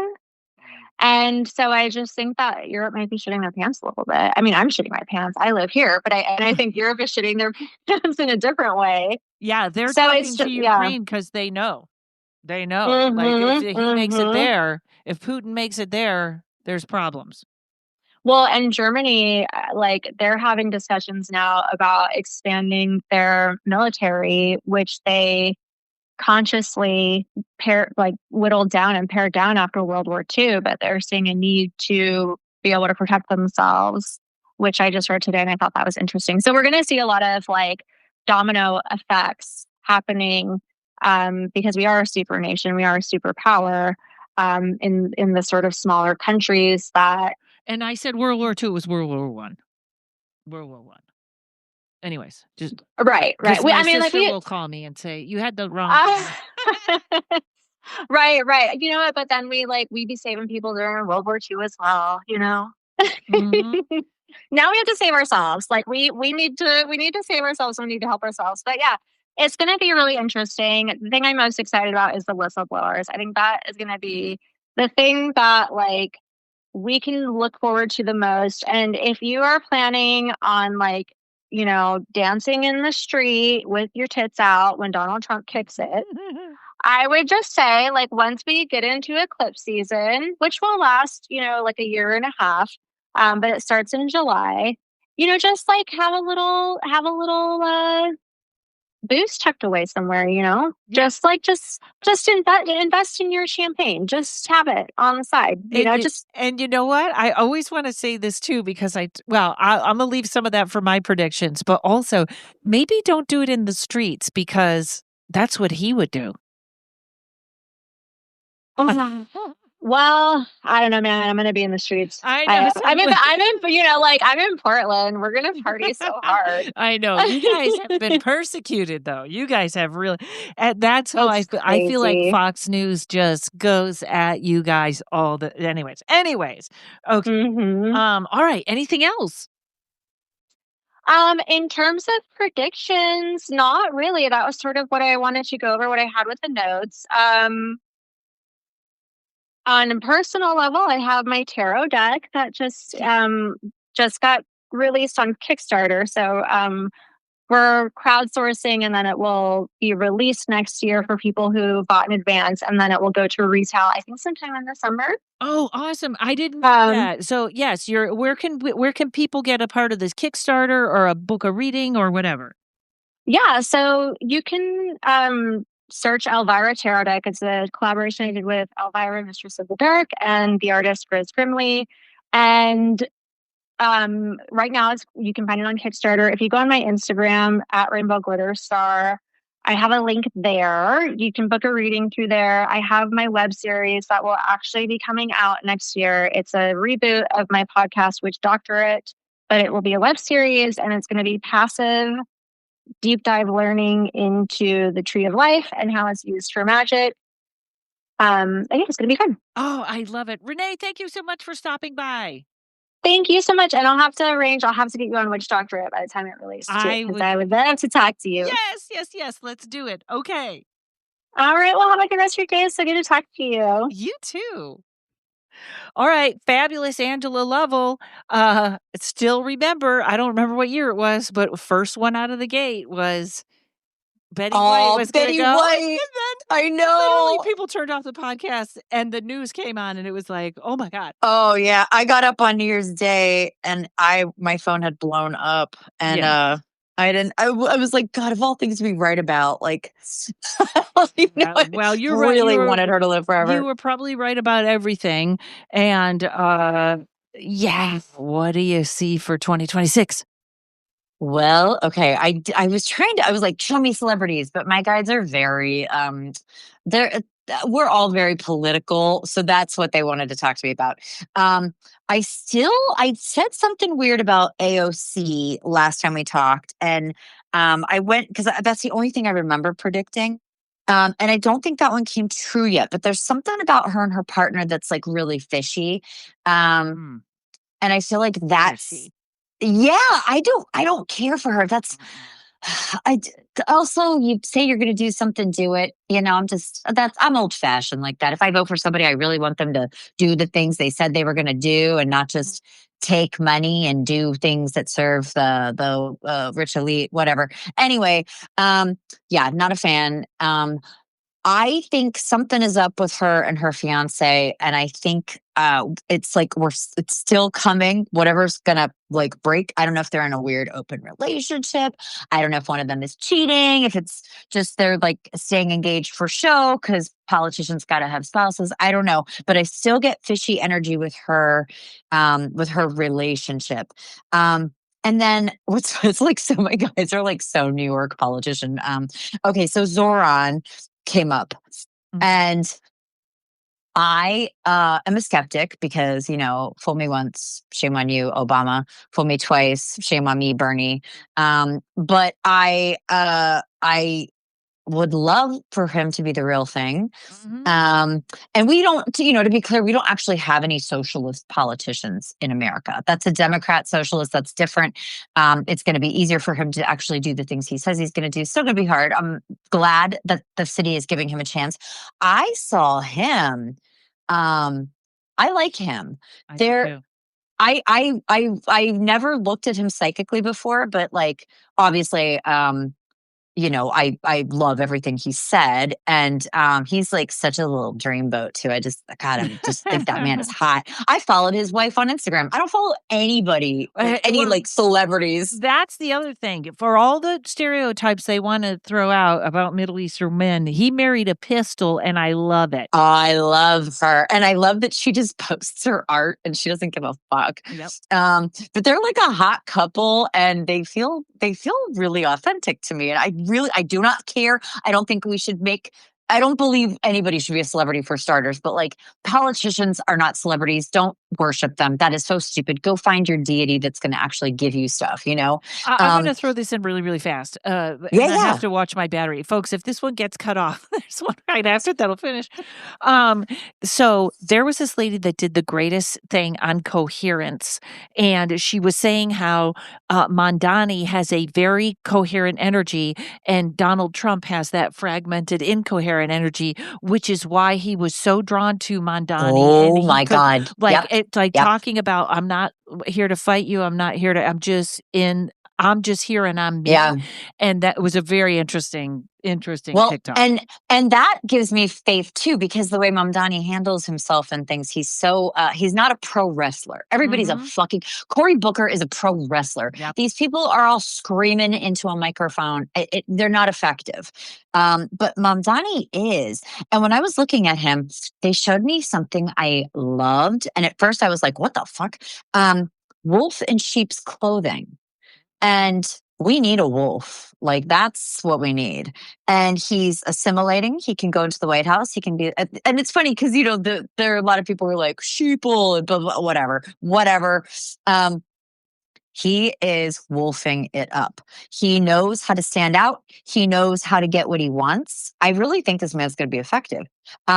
And I saw, okay, so I got some like Aries energy here, like Aries season, maybe an Aries placement in his chart that he's going to lean into, but they were showing me Aries symbols. And I saw like a an airplane that felt like a private jet, that felt elite.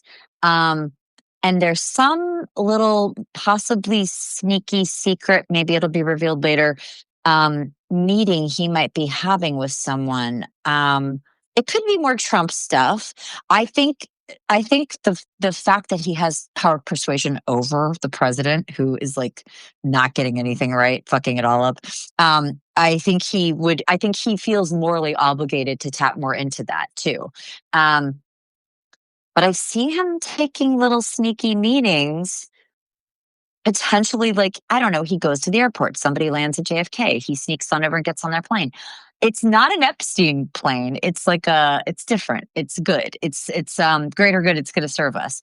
And I think that, like, that man, I've been really scared, but I think he knows how to play ball. JFK, our government obviously killed JFK. Everybody, I'm sure, who listens to your podcast has gone down that rabbit hole. But JFK was not willing to play ball, and he pissed off Israel.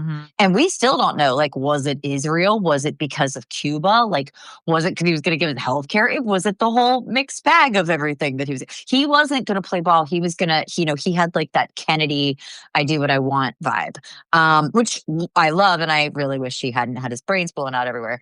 But Zoran, like, knows how to do this, how to gamify this. So I don't get it just being for New York. So he probably is going to eventually run for president.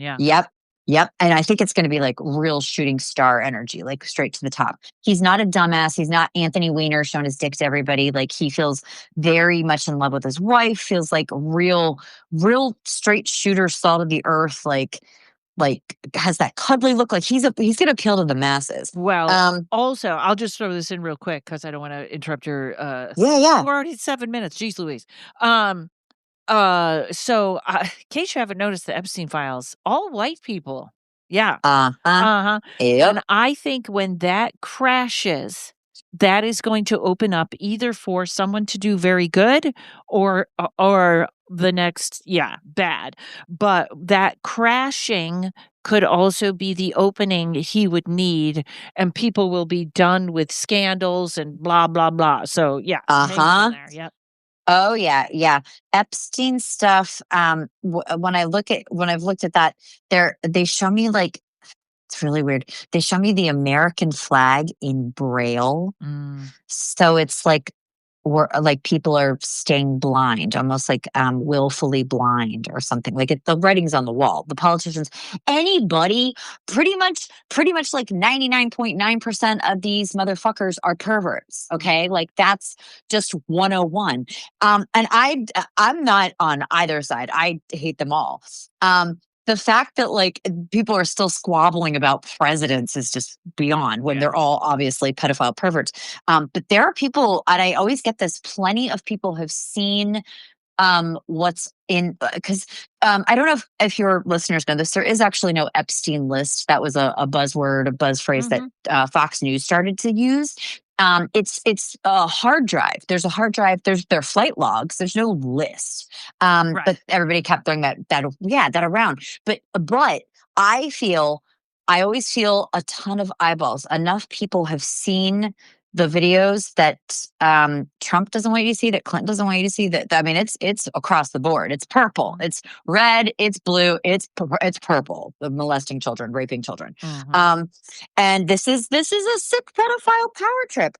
But I do get a woman is going to who's seen this, yeah, and I'm like, is this going to be Marjorie Taylor Greene? Like, because I know she knows stuff, and now there are people talking to her. So it's kind of like little guys who've had access to it. It doesn't feel like they've kept it as tightly locked down. Whatever you're video, right about that. I know someone in the government there, and they are like, it's not just one. This is around. Oh no. Yeah. It's so much sick shit. And they have porn. They have full on kiddie porn on that computer, on that hard drive.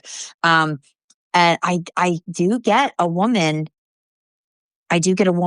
telling the public, blasting it, releasing it. And it does kind of like blow up a lot of stuff here in a great way. Yeah. And I mean, this is the thing. Like, you're seeing these people burning their MAGA hats on their barbecue grills and shit. And like, it's great. It's great that America cares about kids, not enough to ever get gun reform. I'm not anti-gun. I just had my first interview with the Socialist Rifle Association. Do you know about this, Karen? Do you know about them? No, but I don't want to run out of time. But No, no. but you Okay, can tell but me. I've taken a woman's gun everybody course. should I'm look into not that. afraid. Yeah. Yeah. That's a thing. Everybody needs to gun up because they're not going anywhere. That's a obvious prediction. Everybody left, right, get your guns, get good at them. Okay, so this other thing I had coming through, because I really fucking hate Israel, and I need that to implode. And I got like a weird. I saw like a weird poisoned pastry. So BB might be Poisoned eating pastry? something. Yeah, I saw something. Yeah, I was like, oh God, I would love that. But then I saw Excalibur. I saw which I always see when I give readings. I see someone either struggling to pull their sword or they pulled their sword, and then their guides show me like what the sword means, what their purpose is. I saw somebody's purpose go. I think there might be a big suicide bomb or something in Israel. Somebody's gonna, yeah. And also, everyone, direct your complaints to Angela Lovell. Yeah. You're just giving me 'Cause platform. I let I'm the one everybody who say- hates Israel. Say what you want. Go ahead. Yes. Okay. Yeah. But there is something else, and I also it's like, it's not like the Hamas freedom fighters. It's not that per se. It might be something else, like a different, like maybe a solo person. But I do get really big, yeah. And I'm like, I believe Israel probably did kill our president. I do get something really big shifting there. Like, they have been a little untouchable for too long, and the ceasefire obviously was bullshit. That's still going strong. So I would love to see something come out of that, even though a dear friend of mine lives there and is trying to move back to New York immediately. Yeah, we don't want people to get hurt. We just want to fight it. The killing does. Yeah. I want them to stop hurting Palestinians, which they've been doing since they stole their land. So I do see something tanking with Israel. God, I hope it lasts. But then I kept seeing, when I was like, I'm like, show me celebrities, show me something that people want to hear about. They were showing me mushrooms, and you're the second person that has that. Okay. So I can't. There's like some kind of scientific breakthrough that may have already happened here. And I have something else to tell you too, around medicine. There's some kind of scientific breakthrough that they might already they maybe didn't publish yet, but I think we're going to get legal advancement where people can access mushrooms, for something kind of surprising. I'm also going to make a prediction about, what's the one? It's the GLP-1 that's Manjaro, not semaglutide. I really don't know much about these. The one in Manjaro, the T word, that is about to have more, it's not just weight loss. There's something preservative. There's something like changes you on a cellular level, but it feels positive to me, which I thought these things were going to give everybody dementia and kill them. Apparently that one, and I'm sure like a billion people are on these, do the T one, terzapatide. I forget how you say it, but whatever's in Manjaro.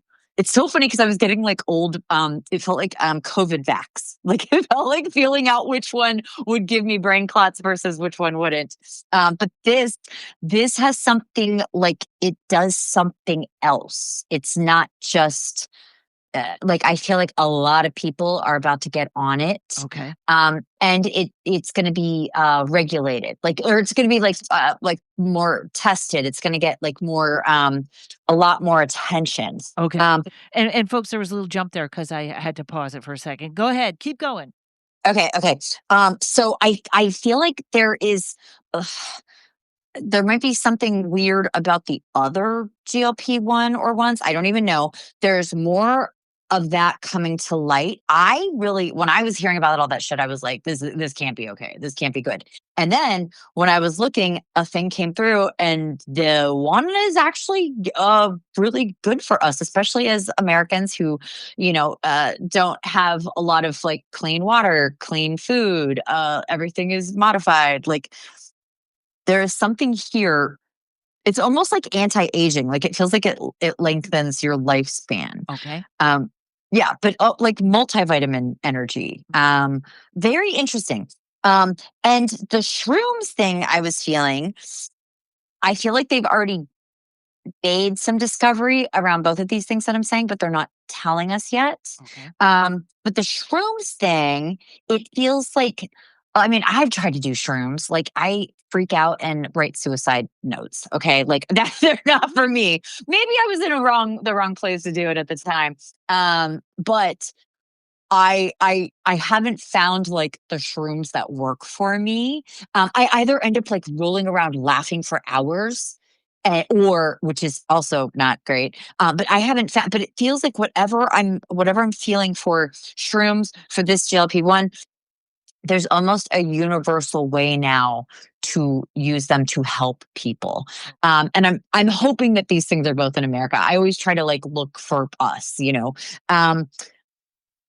I also, I told you, and this is like a sad prediction. America doesn't get better. America's getting worse, which is why I'm moving to Spain.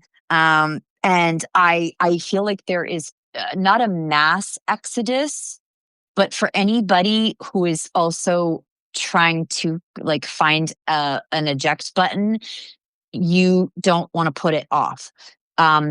This is like I keep seeing a window closing on us, being able to leave, being able to travel freely.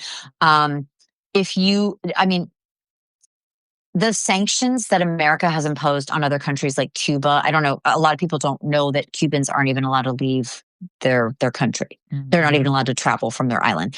I get energy like that around America, so which is terrifying. So I'm going over in January. I'm getting my ass in gear on this. I got clearance. I'm going to have a digital nomad visa. In 5 years, you can become a citizen of Spain. If you do this, learn the language. Don't be a white demon about anything. Right. Okay. And 1 minute left. Anything else? Okay. Oh my God. What else? Poison, wolf in sheep's clothing. I mean, I keep going to see Aries season is, what is that? March to April. And I was getting a lot of energy around that. And I don't want to be all doom and gloom, because Zoran actually feels like he is going to help us. So this is like the first time I have felt this way psychically about a politician. So there is good news, but if you do plan to get the fuck out, go to Canada or whatever you're planning to do, just lock that in. Lock that in now, because something is going to shift. I think passport restrictions, something bad is coming here within the next 2 years. All right, Angela, thank you so much. Tell everyone where to find you. I'm angelalovell.com. If you want to book a reading, you can listen to my podcast, Dear Witchy Poo. Sometimes I put episodes out, but I always put a Patreon episode out. So you can become a patron, and then you can hear me talk more. Yay. Thank you. Hey, and I forgot to tell everybody to go vegan this time. Oops. Oh. All right, there you go. Thank you so much, Angela. My pleasure. Ashley, our entertainment psychic, is here. And Ashley, you're still in my phone as Ashley Ghost Hunter. And I swear to God, I look at your Instagram every day, and it's not, your real last name is not Ghost Hunter. It's not. It's Thornton. Just like Billy Bob Thornton or David Howard Thornton. No relation to either one of those guys. Oh, that's too bad, though. I know. I really, in all honesty, I would love to work with both of them, and we can get like some music by Big Mama Thornton. Again, no relation. All of the Thorntons will dominate Hollywood one day. It will be fabulous. Well, somebody told me Billy Bob Thornton's mother was a psychic. Oh, I did not know that. That's awesome. Yeah, he's definitely got that mysterious way about him, but he makes good stuff.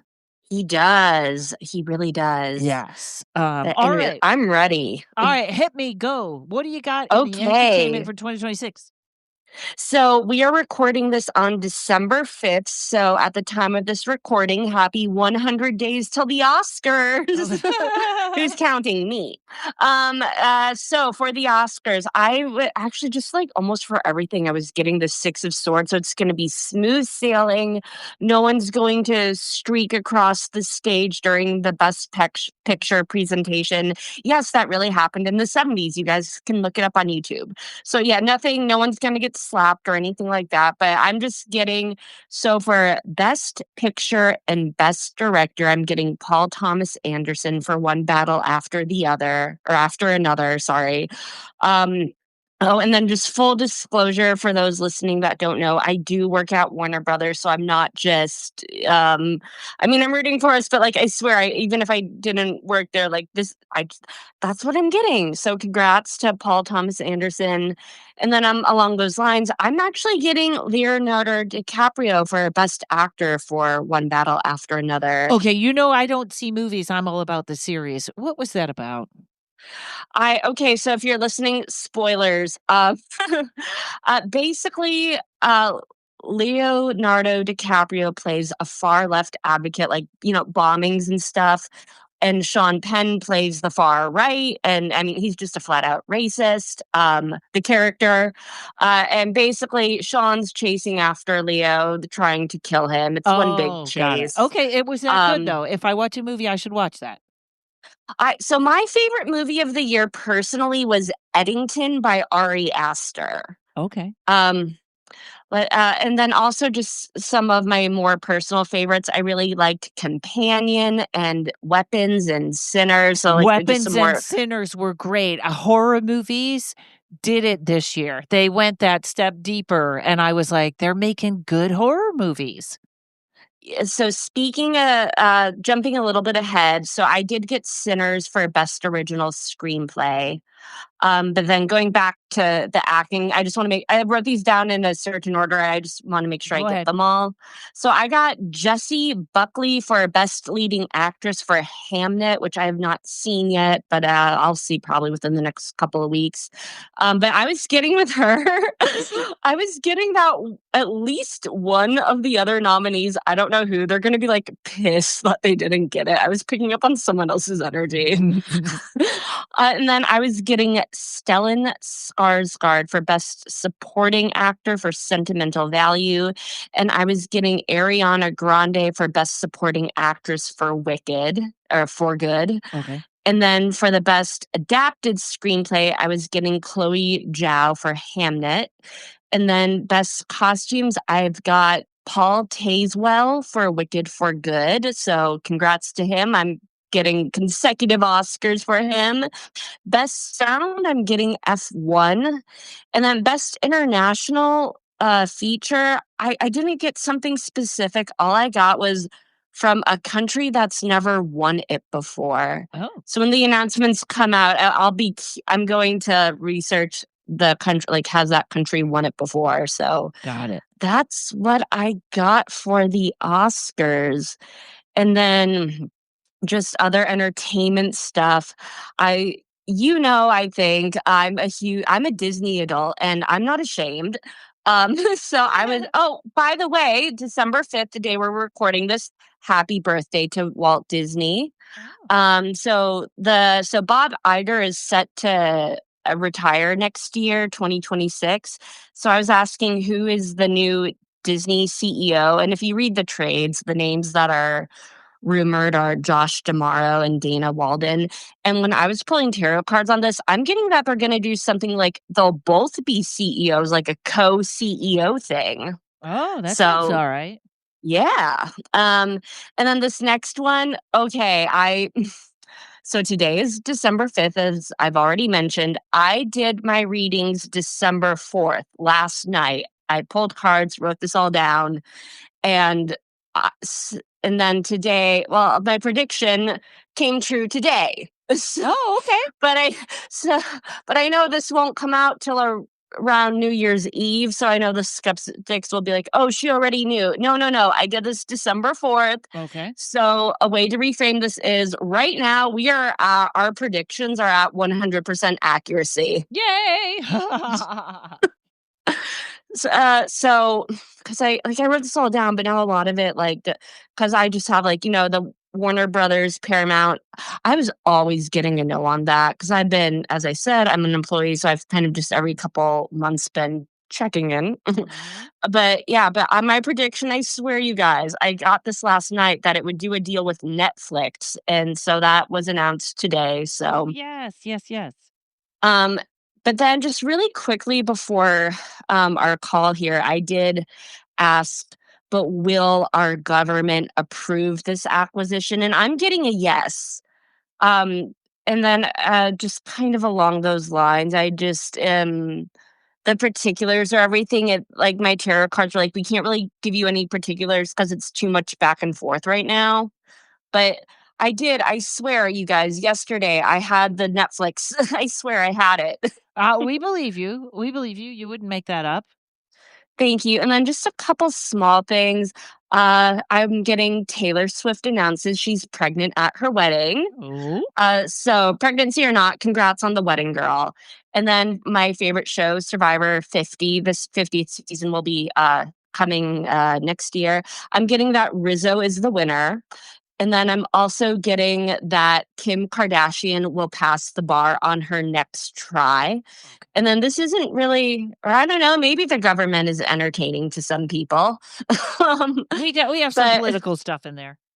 Yeah, because I know you, and I told this about, I texted you when this happened, how at one of your psychic stand-up shows, someone was asking when the government shutdown would end. And again, 100% accuracy. You nailed it. And then, but there was something I was reading in the news. I don't know the details of it, but something, it was just like a temporary thing and it would be up in January. So I was asking, will our government shut down again in January? And I was getting no, there will be a successful negotiation. Oh, good. Yeah. So, yay, no yeah. government shutdown. Yay! I'm going to tell you something else about the entertainment industry, which I apologize to my listeners. I think I've said this 3 times, but there's people talking about, even if the economy's not doing well or something, we're on the edge of the golden age of entertainment because the studios are saying no to sequels and no to remakes, and they're looking for original stuff. Have you heard that around the water cooler? Oh god, I mean, with Warner Brothers, I'm a security guard for the archives. I am the dirt below the proverbial totem pole. Not to me. Aw, thank you. As far as what Warner Brothers doing their slate for 2026, whatever's been announced publicly is what I guess I'm saying I don't have any inside information as far Got as it. their slate goes. Okay. All right.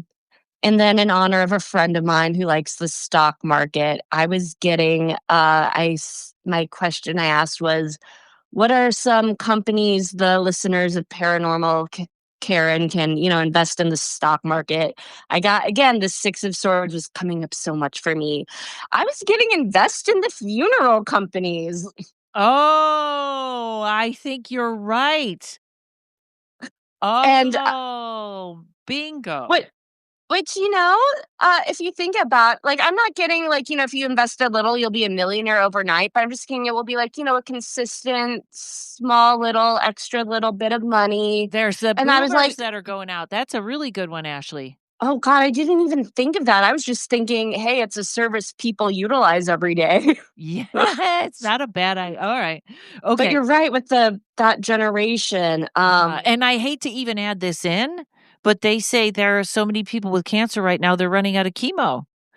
Oh, wow. I didn't know that. I hope nothing bad on anyone, but I do think that if this country's not going to change its healthcare system until we're at wit's end. Yeah, so now I'm not a stock market analyst, but I guess something your listeners, they could talk to whoever they trust for investments. But yeah, maybe look into funeral companies. Right. That's what I got from my tarot cards. And then I thought I had this with the politics section, but going back to politics for a moment, the midterms, I was getting that the Republicans will maintain control of both the House and the Senate, but only by a slim margin. I mean, it's slim already, but it'll be even slimmer. So I don't think they'll lose. I think we'll only lose just a couple or a few seats, but I'm getting the Republicans will still have control of the both houses of Congress. And then last thing, with your the Zoom classes you do once a month. Yeah. I love the natural, not that I love natural disasters, but I love learning just unique things about the cards. So I asked about natural disasters since you taught us this. And I was not getting any information there, but what was coming up oddly enough was something about the Pope.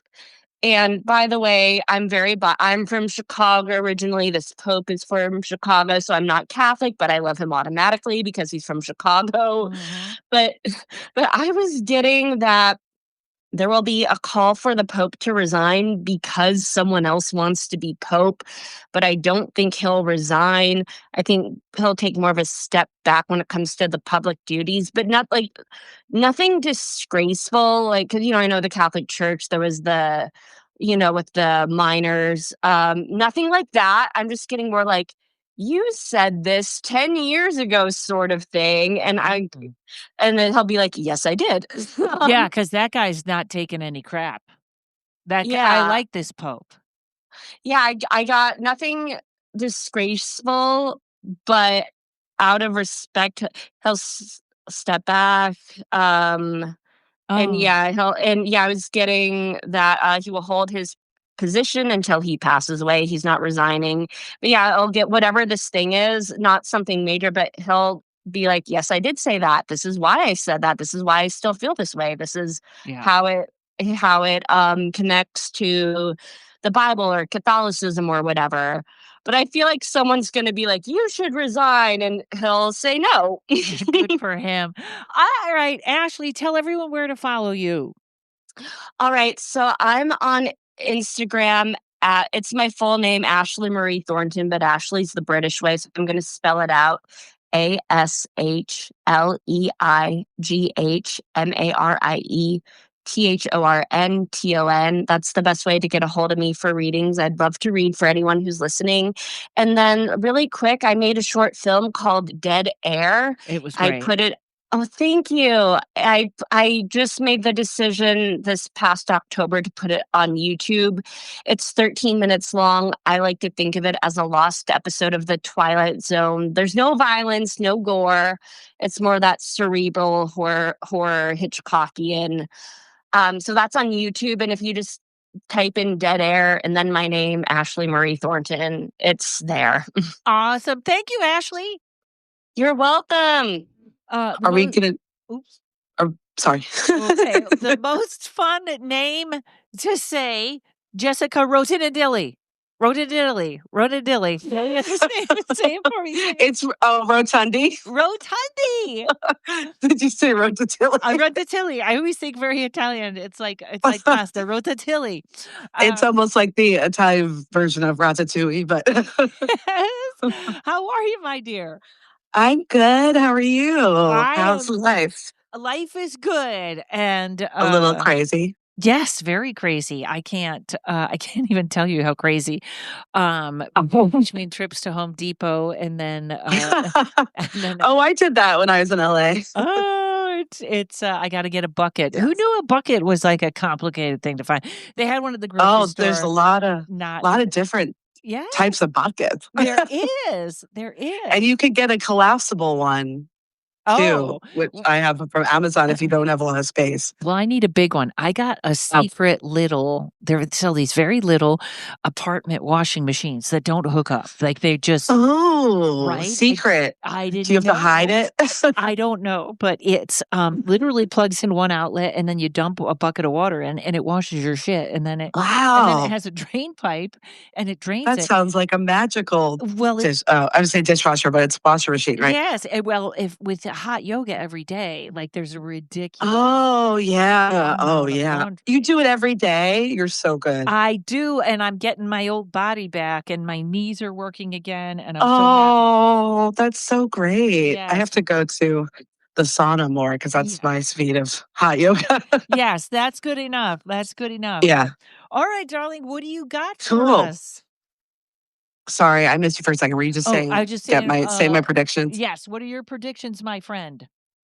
Okay. So it definitely scattered about and making sense of some of them. But do you want me to go by like topic or just random? It Whatever doesn't paper's in front of you, roll it out. We can go back and forth and whatever you want. Okay. Okay. So I'll start with some fun ones. I so this is for 2026, right? I feel that probably late 2026, Taylor Swift is going to get married in a small secret ceremony after she, gets the paparazzi to believe she's getting married somewhere else. And then it'll come out, like right after the fact, or like the next day. Yeah, so that was one. Um, I love I that. believe, yeah, that's fun, right? I I'm pretty sure I'm feeling like Katy Perry and Justin Trudeau. That's his name, right? Trudeau. Mhm. They will move in together, not get married, but move in together next year. I think it's going to be Toronto, but I feel they could probably have a second place in Malibu or somewhere like that. That's a weird Yeah. couple. I know. Who saw that coming? She has such a weird dating history. It's like Yeah. Russell Brand, Oh, Orlando my Bloom, arch Justin enemy. Trudeau. Oh, I know. Oh, I know. So many women comedians are enemies. Basically, womankind's arch enemy, right? If you don't like to be whatever. Okay. This one's probably obvious, but still was getting some things on it. The Democrats are going to sweep the election 2026 and take both the House and the Senate. And I think there's a really good chance that Hakeem Jeffries and Chuck Schumer are going to be replaced. I So hope there's going to so. be, yeah. For some reason I feel Hakeem Jeffries more than Chuck Schumer, maybe because of the power check. I don't know, but I think there's a good chance both of them. Um, and I also feel there's going to be. They're not going to be as big as our guy in New York City, but I do think there's going to be some more Democratic socialists that get elected, probably like a couple in Congress and then like a couple like stories you hear throughout the country, maybe as like mayors and stuff like that. I feel like that's gonna just slowly start to become a little bit more Shake things up. trendy. Yeah, shake Yeah. things up. Yeah. And as the Democrats overall, I think are getting more enthusiastic and more drive, and excitement. Um, I Uh, this one's tough, but I do still feel there's a decent chance that an orange man in the White House could pass away in Yeah. 2026. Yeah. Most of I'm us sure think you've that. been getting that, right? Yeah. I think he's a little tough. I think he has so much stuff he's working with, potentially magic as well as medicine, that it's like he sort of defies logic and odds and even psychic psychic predictions. I still think there's a good chance it'll happen sometime in the next few years, but I think there's a really good chance next year, like second half of next year. Um, I do think there will be some more wildfires, I think in California, but not LA.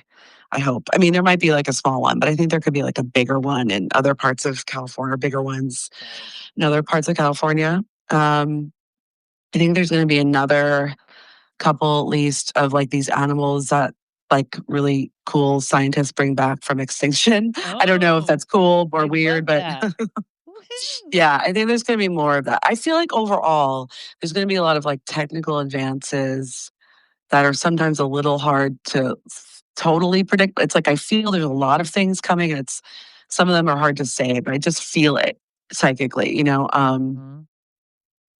I do think there's going to be another couple, at least like alien talk. Like I feel right now,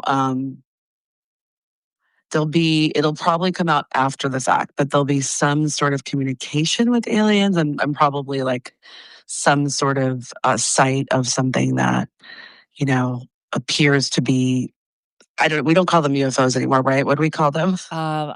AUIs? Something. Yeah, I guess. DUIs? The DUI? Yeah.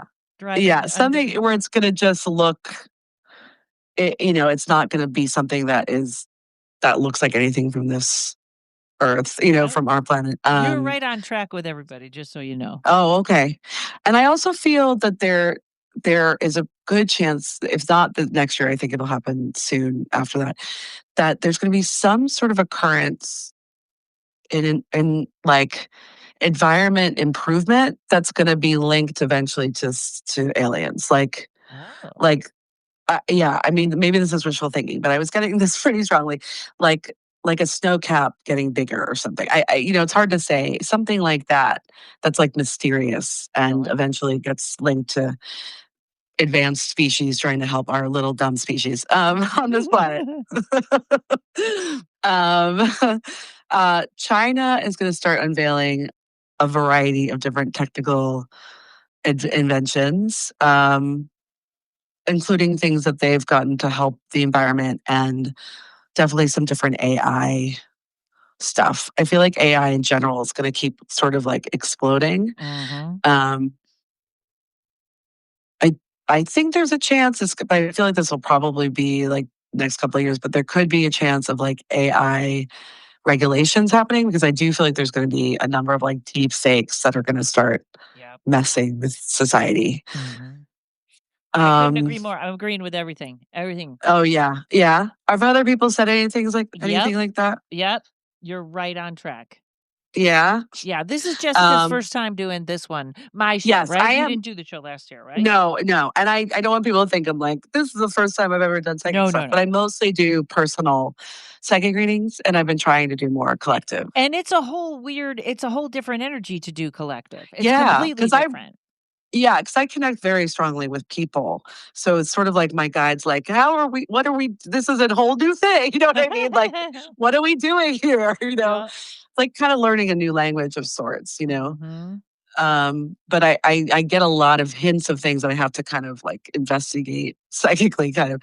I do also see, I'm pretty sure next year, I think like a self-driving car, but that could also be in coming years. I see that definitely more of those coming out. Like And the I think Weebo. probably like the Weebo. Yeah. And I think more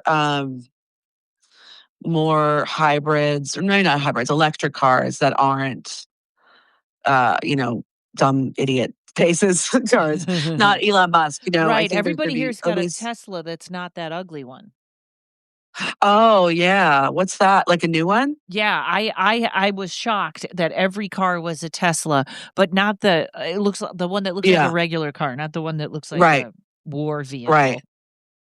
Well, I've seen recently another electric car in New York that I've never seen before, and I think there's going to be another couple of those coming out because I think for a long time Tesla's like somehow stopped them from coming out, but I don't know. It just seems like they're not going to be able to as much.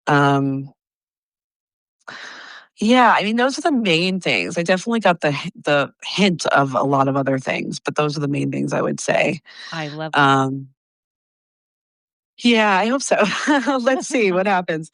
I also felt like hints of possible like celebrity deaths and stuff, but I'm like, I don't want to talk about those. I don't know. Those ones, I mean, I could. Do people talk about that too? Yeah. In fact, Angela Lovell was on one time. She goes, "I'm so sorry, we're going to lose Betty White." And literally after the like an hour after the podcast came out, Betty White passed. It was wild. Oh, that's so cute that she's like, I'm so sorry. I'm sorry to the world. Oh, yeah. She must have been really tapping into that. Yeah. Yeah, that's also a thing that I've often avoided trying to focus on. Not trying to, but like even letting myself go there. But like, let me be more open to that. Yeah, but I'm gonna keep working on more. If I think of any, if I have something, did people do a lot more?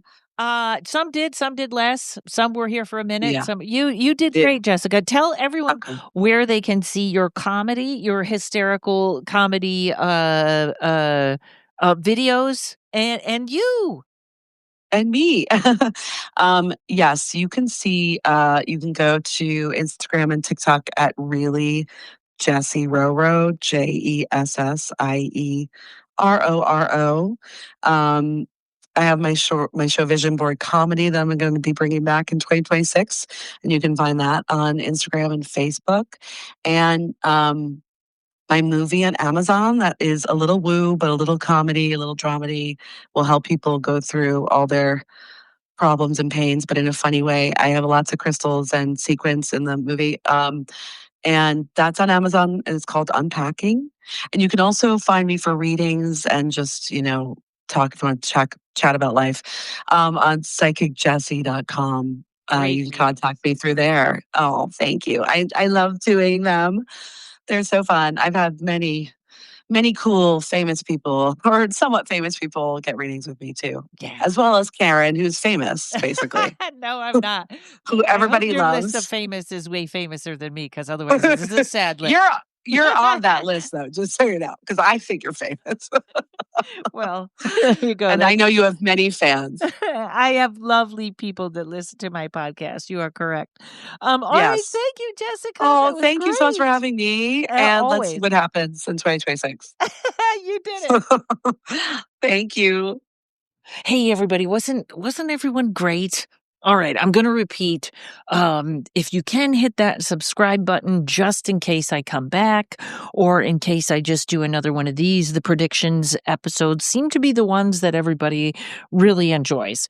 So here are my predictions for 2026. First of all, 2026 is a year 1. Some people will think of it as a year 10. You can look at your tarot cards and measure both, but I feel like it's a year 1 where you can mix them both, where things are really wrapping up with the 10, but it's a new start. It's a new beginning. We finished the 9. We're ready to move on to the 1. Now, 1s are really the slate is clean. It is a new start. I want you guys to remember that later when I'm talking about love. If we have some new listeners, everybody knows I go a little dark and I go a little light. But this year 1 is the new start. It also can be the bully, the independent, the I can do it myself, but it won't. You let this year 1 give you some strength, okay? And I promise I'm going to try and save the political stuff for the end. So if you don't want to hear that, you can just turn it off. And also, I'm just going to plug Psychic Stand-Up Show is everywhere, folks. Go to my website, check it out. I'd love to see you at a show. So the word associated with 2026 is fearless. And I think that is true for a couple of reasons, which is number 1, we are all going to be fine. We are all working it out. It is going to be a strange year. It's going to be stranger than 2025, but just hang in there, be fearless, especially when you love something. If you want to go forward and be an artist, this is the year to do it. This is the year to get over it. I've said this a million times. We don't need 10 years of therapy anymore. We can change our minds and have things happen that fast. So fearless is your word. This is also the year of no excuses, and that is going to be down the line. That is going to be politicians. That is going to be bosses. That is going to be this. That is going to be that. If you screw up, I apologize. That was on me. Excuses are going to get you fired and they're going to get you dumped. So this year, the authenticity, which is also associated with the 1, that is going to be the main thing. I screwed up. I'm sorry. I apologize. I hope you forgive me. More so than, oh, I didn't mean for that to happen or this or that. Stick with no excuses. This is the year that cults members will have a chance to break off. You're starting to see this a little bit, but a few years ago, I said, oh, there's an airplane going by. All right. Seems very low. Oh my God. I think it's going to be in my house. Okay. So that's how we do it here at Paranormal Karen. We don't stop. We can't stop for anything. So cult members are going to start to see the light. You're going to start to see that flicker go out of their eye. You can already see this happening a little bit. So if you have a family member that is really attached to anything, this is the year where there's going to be that little crack of light where their mission or their statement or whatever they're attached to is going to start to get flimsy.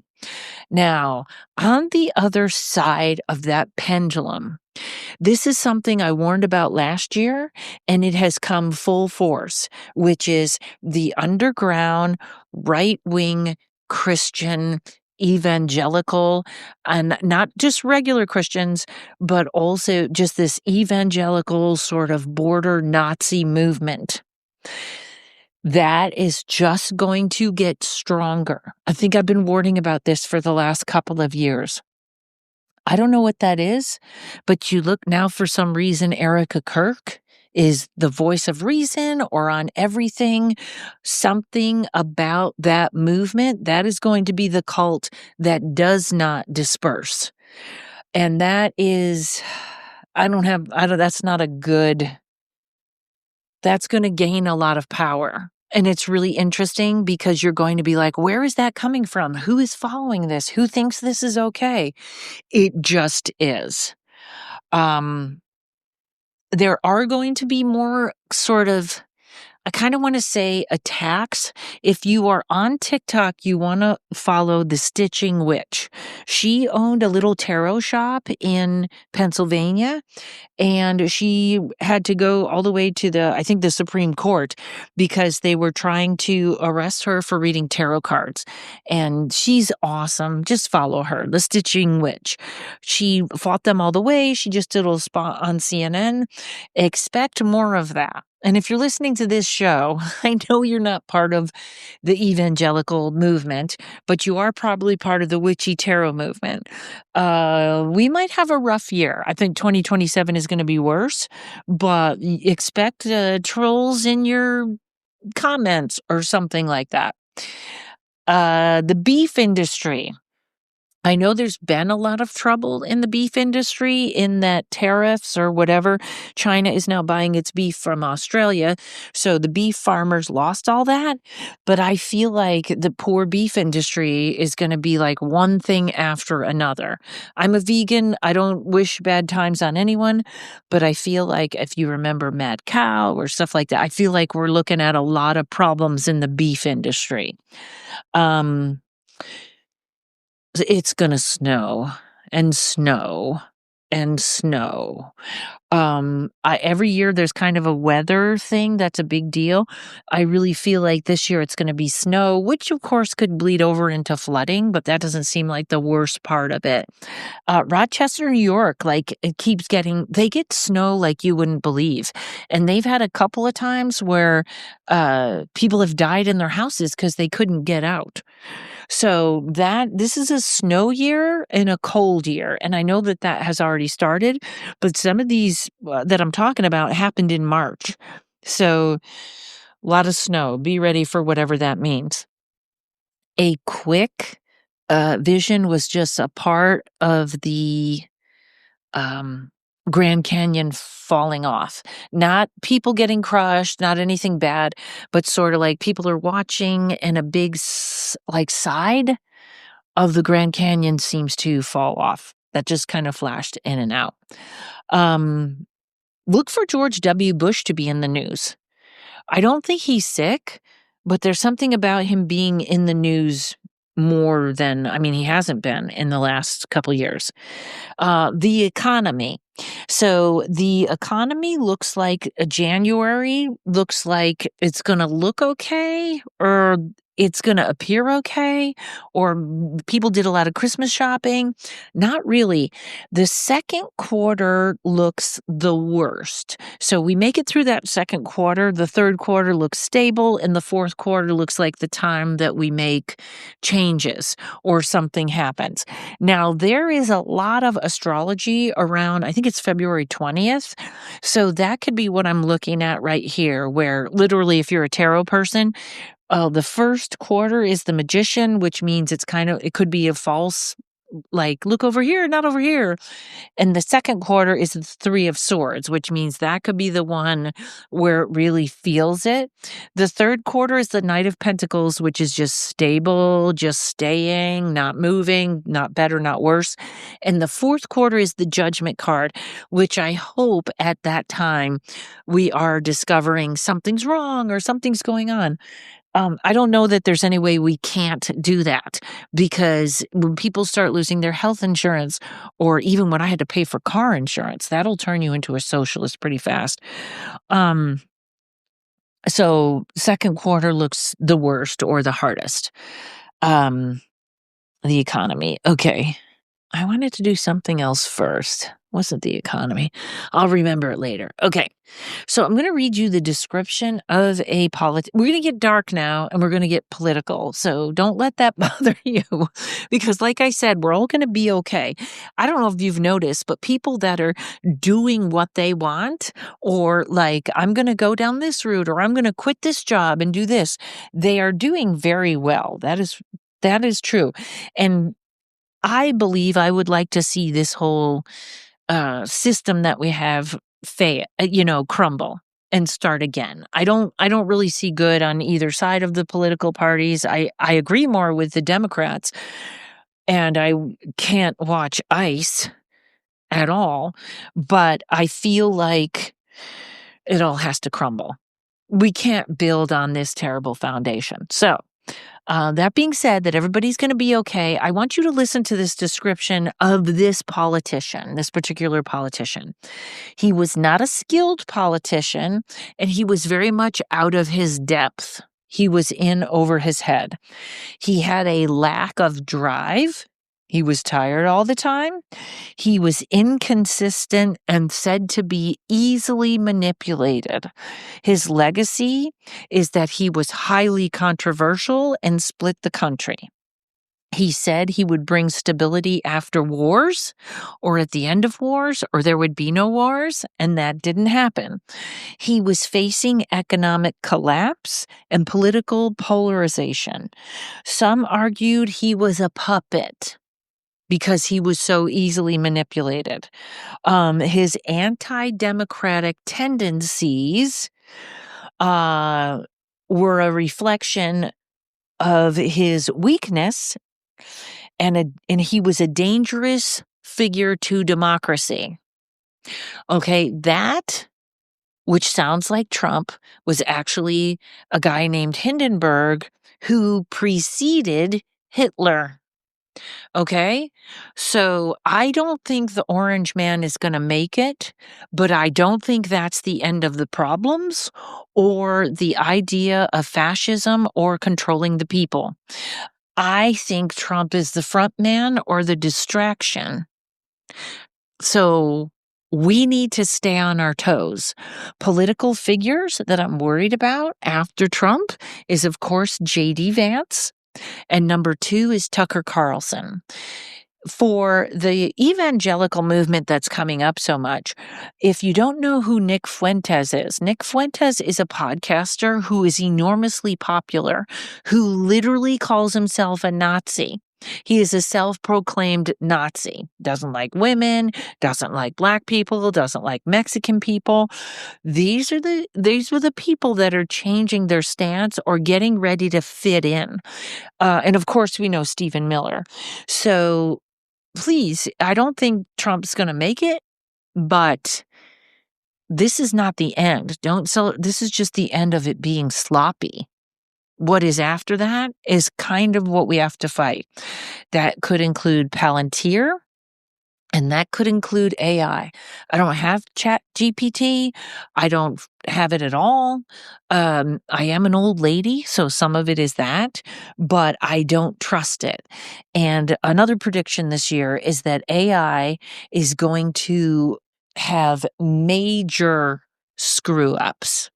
Okay, it's going to show itself. Some of you may have seen the stories of AI telling kids to kill themselves or working on people's paranoia. They actually have a term for it. Okay, it's called AI psychosis. And it is, a lot of people have these AI boyfriends or girlfriends, or I guess it's mostly girlfriends. I don't know that women are doing that much. But these AI programs are made to be sycophantish and tell you what you want to hear. And then there's a turn. And then it's almost like when you were talking about Wells Fargo Bank. And then the next day there are ads for Wells Fargo Bank all over your phone. It is listening to everything, and it is getting people's vulnerability vulnerabilities down, I think we're going to see huge mistakes with this. We're going to see self-driving cars screw up a lot. We're going to see major, major screw ups with AI. I know that it's bad enough you can't talk to a person, but Hertz rental car has it where when you pull in to leave the rental car, AI takes a picture of it, and people are getting enormous bills from like a piece of mud on the tire that they're seeing that as like something horrible has happened to the car. You get a $6,000 bill or a $500 bill. And it's very hard to fight because you are going to end up fighting AI. You're not fighting a person. There's nobody on the phone. You're fighting AI. So we are going to start to see some major revolutions with that. And hopefully the companies will pull it. Okay. It's not there yet. I know you guys love your chat GPT and stuff. It's not there yet. And if you have any sort of weakness, it will find it and get in. I'm shocked at how many people I see on TikTok asking, "Who is God and what is that?" And it's just a lot. So I'm an old lady. I'm really not a fan at all. Some of you may be using it for great things, but it doesn't appeal to me. Okay, one more thing, and then I'm going to get to the Jeffrey Epstein stuff, which is a little bit of a prediction and a little bit of it's a prediction. I'll put it that way. So Love this year finally looks better.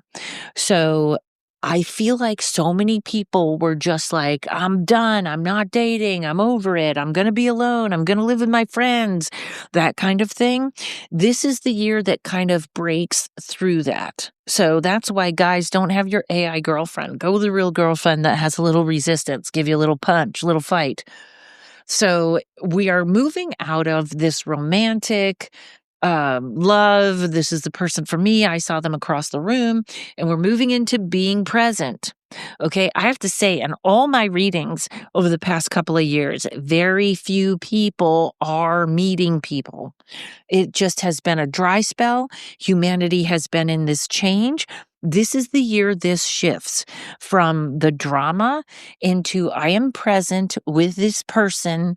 I find them attractive because of the stability and the connection I have right now. So try to do that. Try to be present with everyone. I try not to take my phone into the grocery store so I can just say hello to the person behind the counter or, feel connected, which is something I love about LA. Everybody talks in LA. I love it. But if you have your sights set on a partnership, this is the year to start shopping, looking, dating, whatever you want to call it. Probably next year, 2027, is when it might really connect, but there's no reason you can't start that or find that person in 2026. Just so you know, 2027 is going to be a big change. The beginning of this year in February, I think I said this, I taped this 3 times, so I'm sorry if I'm repeating myself. February is that big change the astrologers are talking about. That's going to be something. Okay, so when I did cards on the Epstein files, here's what I found out.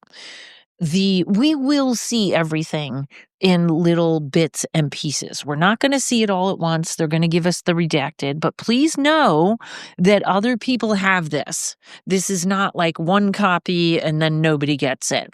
This is out there. Other people, I think we're looking at a lot of whistleblowers this year. We're looking at a lot of leaks, a lot of stuff like that. So, Ghislaine Maxwell is almost literally the person in charge right now. And yes, she is in jail. But if you remember, they released the Trump birthday letter that he drew the weird picture of the woman and he signed it, where there was supposed to be hair, and it was very creepy and it was weird. That letter came from Ghislaine Maxwell. She released that as a threat to him. As in, I have everything. And I do believe she does. And he immediately moved her to a minimum security prison where we see more articles about all the perks she's getting. So it's the weird sexual stuff, which I promise you is worse than we know. And the amount of people that probably died in that process, women and men, there were men there that they were abusing. It's a darkness. I don't even know if we can handle it. And I do, you can talk about satanic panic. This was all very ritualistic. So I didn't make it all the way through, Eyes Wide Shut, but it feels like that. There was so much more going on there. Jeffrey Epstein was a member of Mossad, which is Israel's CIA. And when you read into these letters, people are talking about what happened or the girls or how young the girls are, but they're talking about things like, does Putin have that picture on Trump? They're talking about state leaders, and Jeffrey Epstein is in the middle. He is the negotiator. You can talk about anyone, anything. He had that connection. He was the guy you connected through. And that is kind of the part that's getting lost a little bit. So I want to say, when those of us talk about conspiracy theories and we say they, and everyone goes, who is the they? This is the they. Jeffrey Epstein and this, like, I don't know, whatever, web of people, community of people, they are the they. They are the money. They are the decision makers. They are the they. Okay, so if somebody asks you that, that's what it is. It isn't Blackwater. It isn't Palantir, although they are parts of this. That was it. And it's so disturbing, the things I see in this. A guy wrote a wonderful article about what kind of people are these, and these people are not like us. Okay, these rich people. Bill Gates is going to get slammed in this.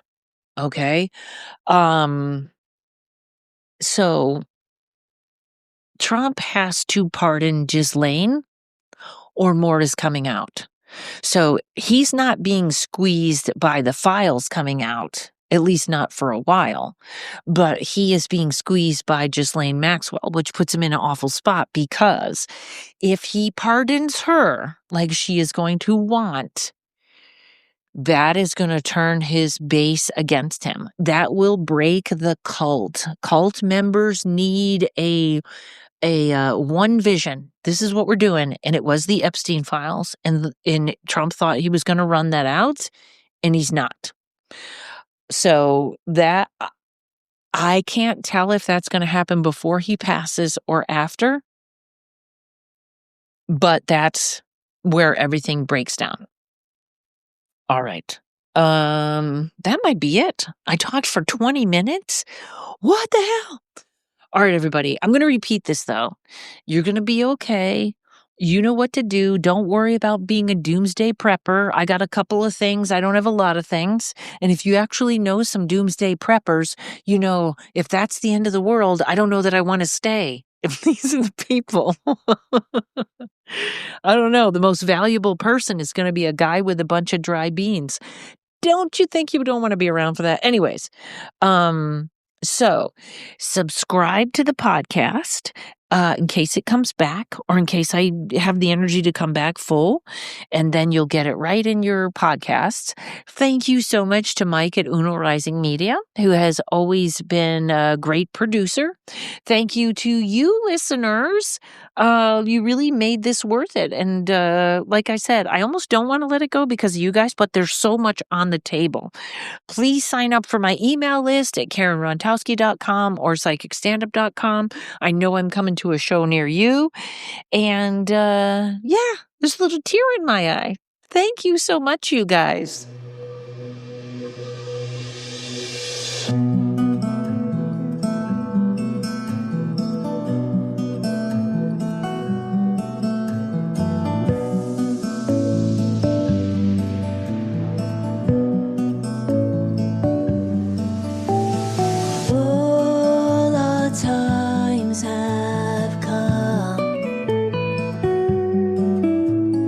Here but now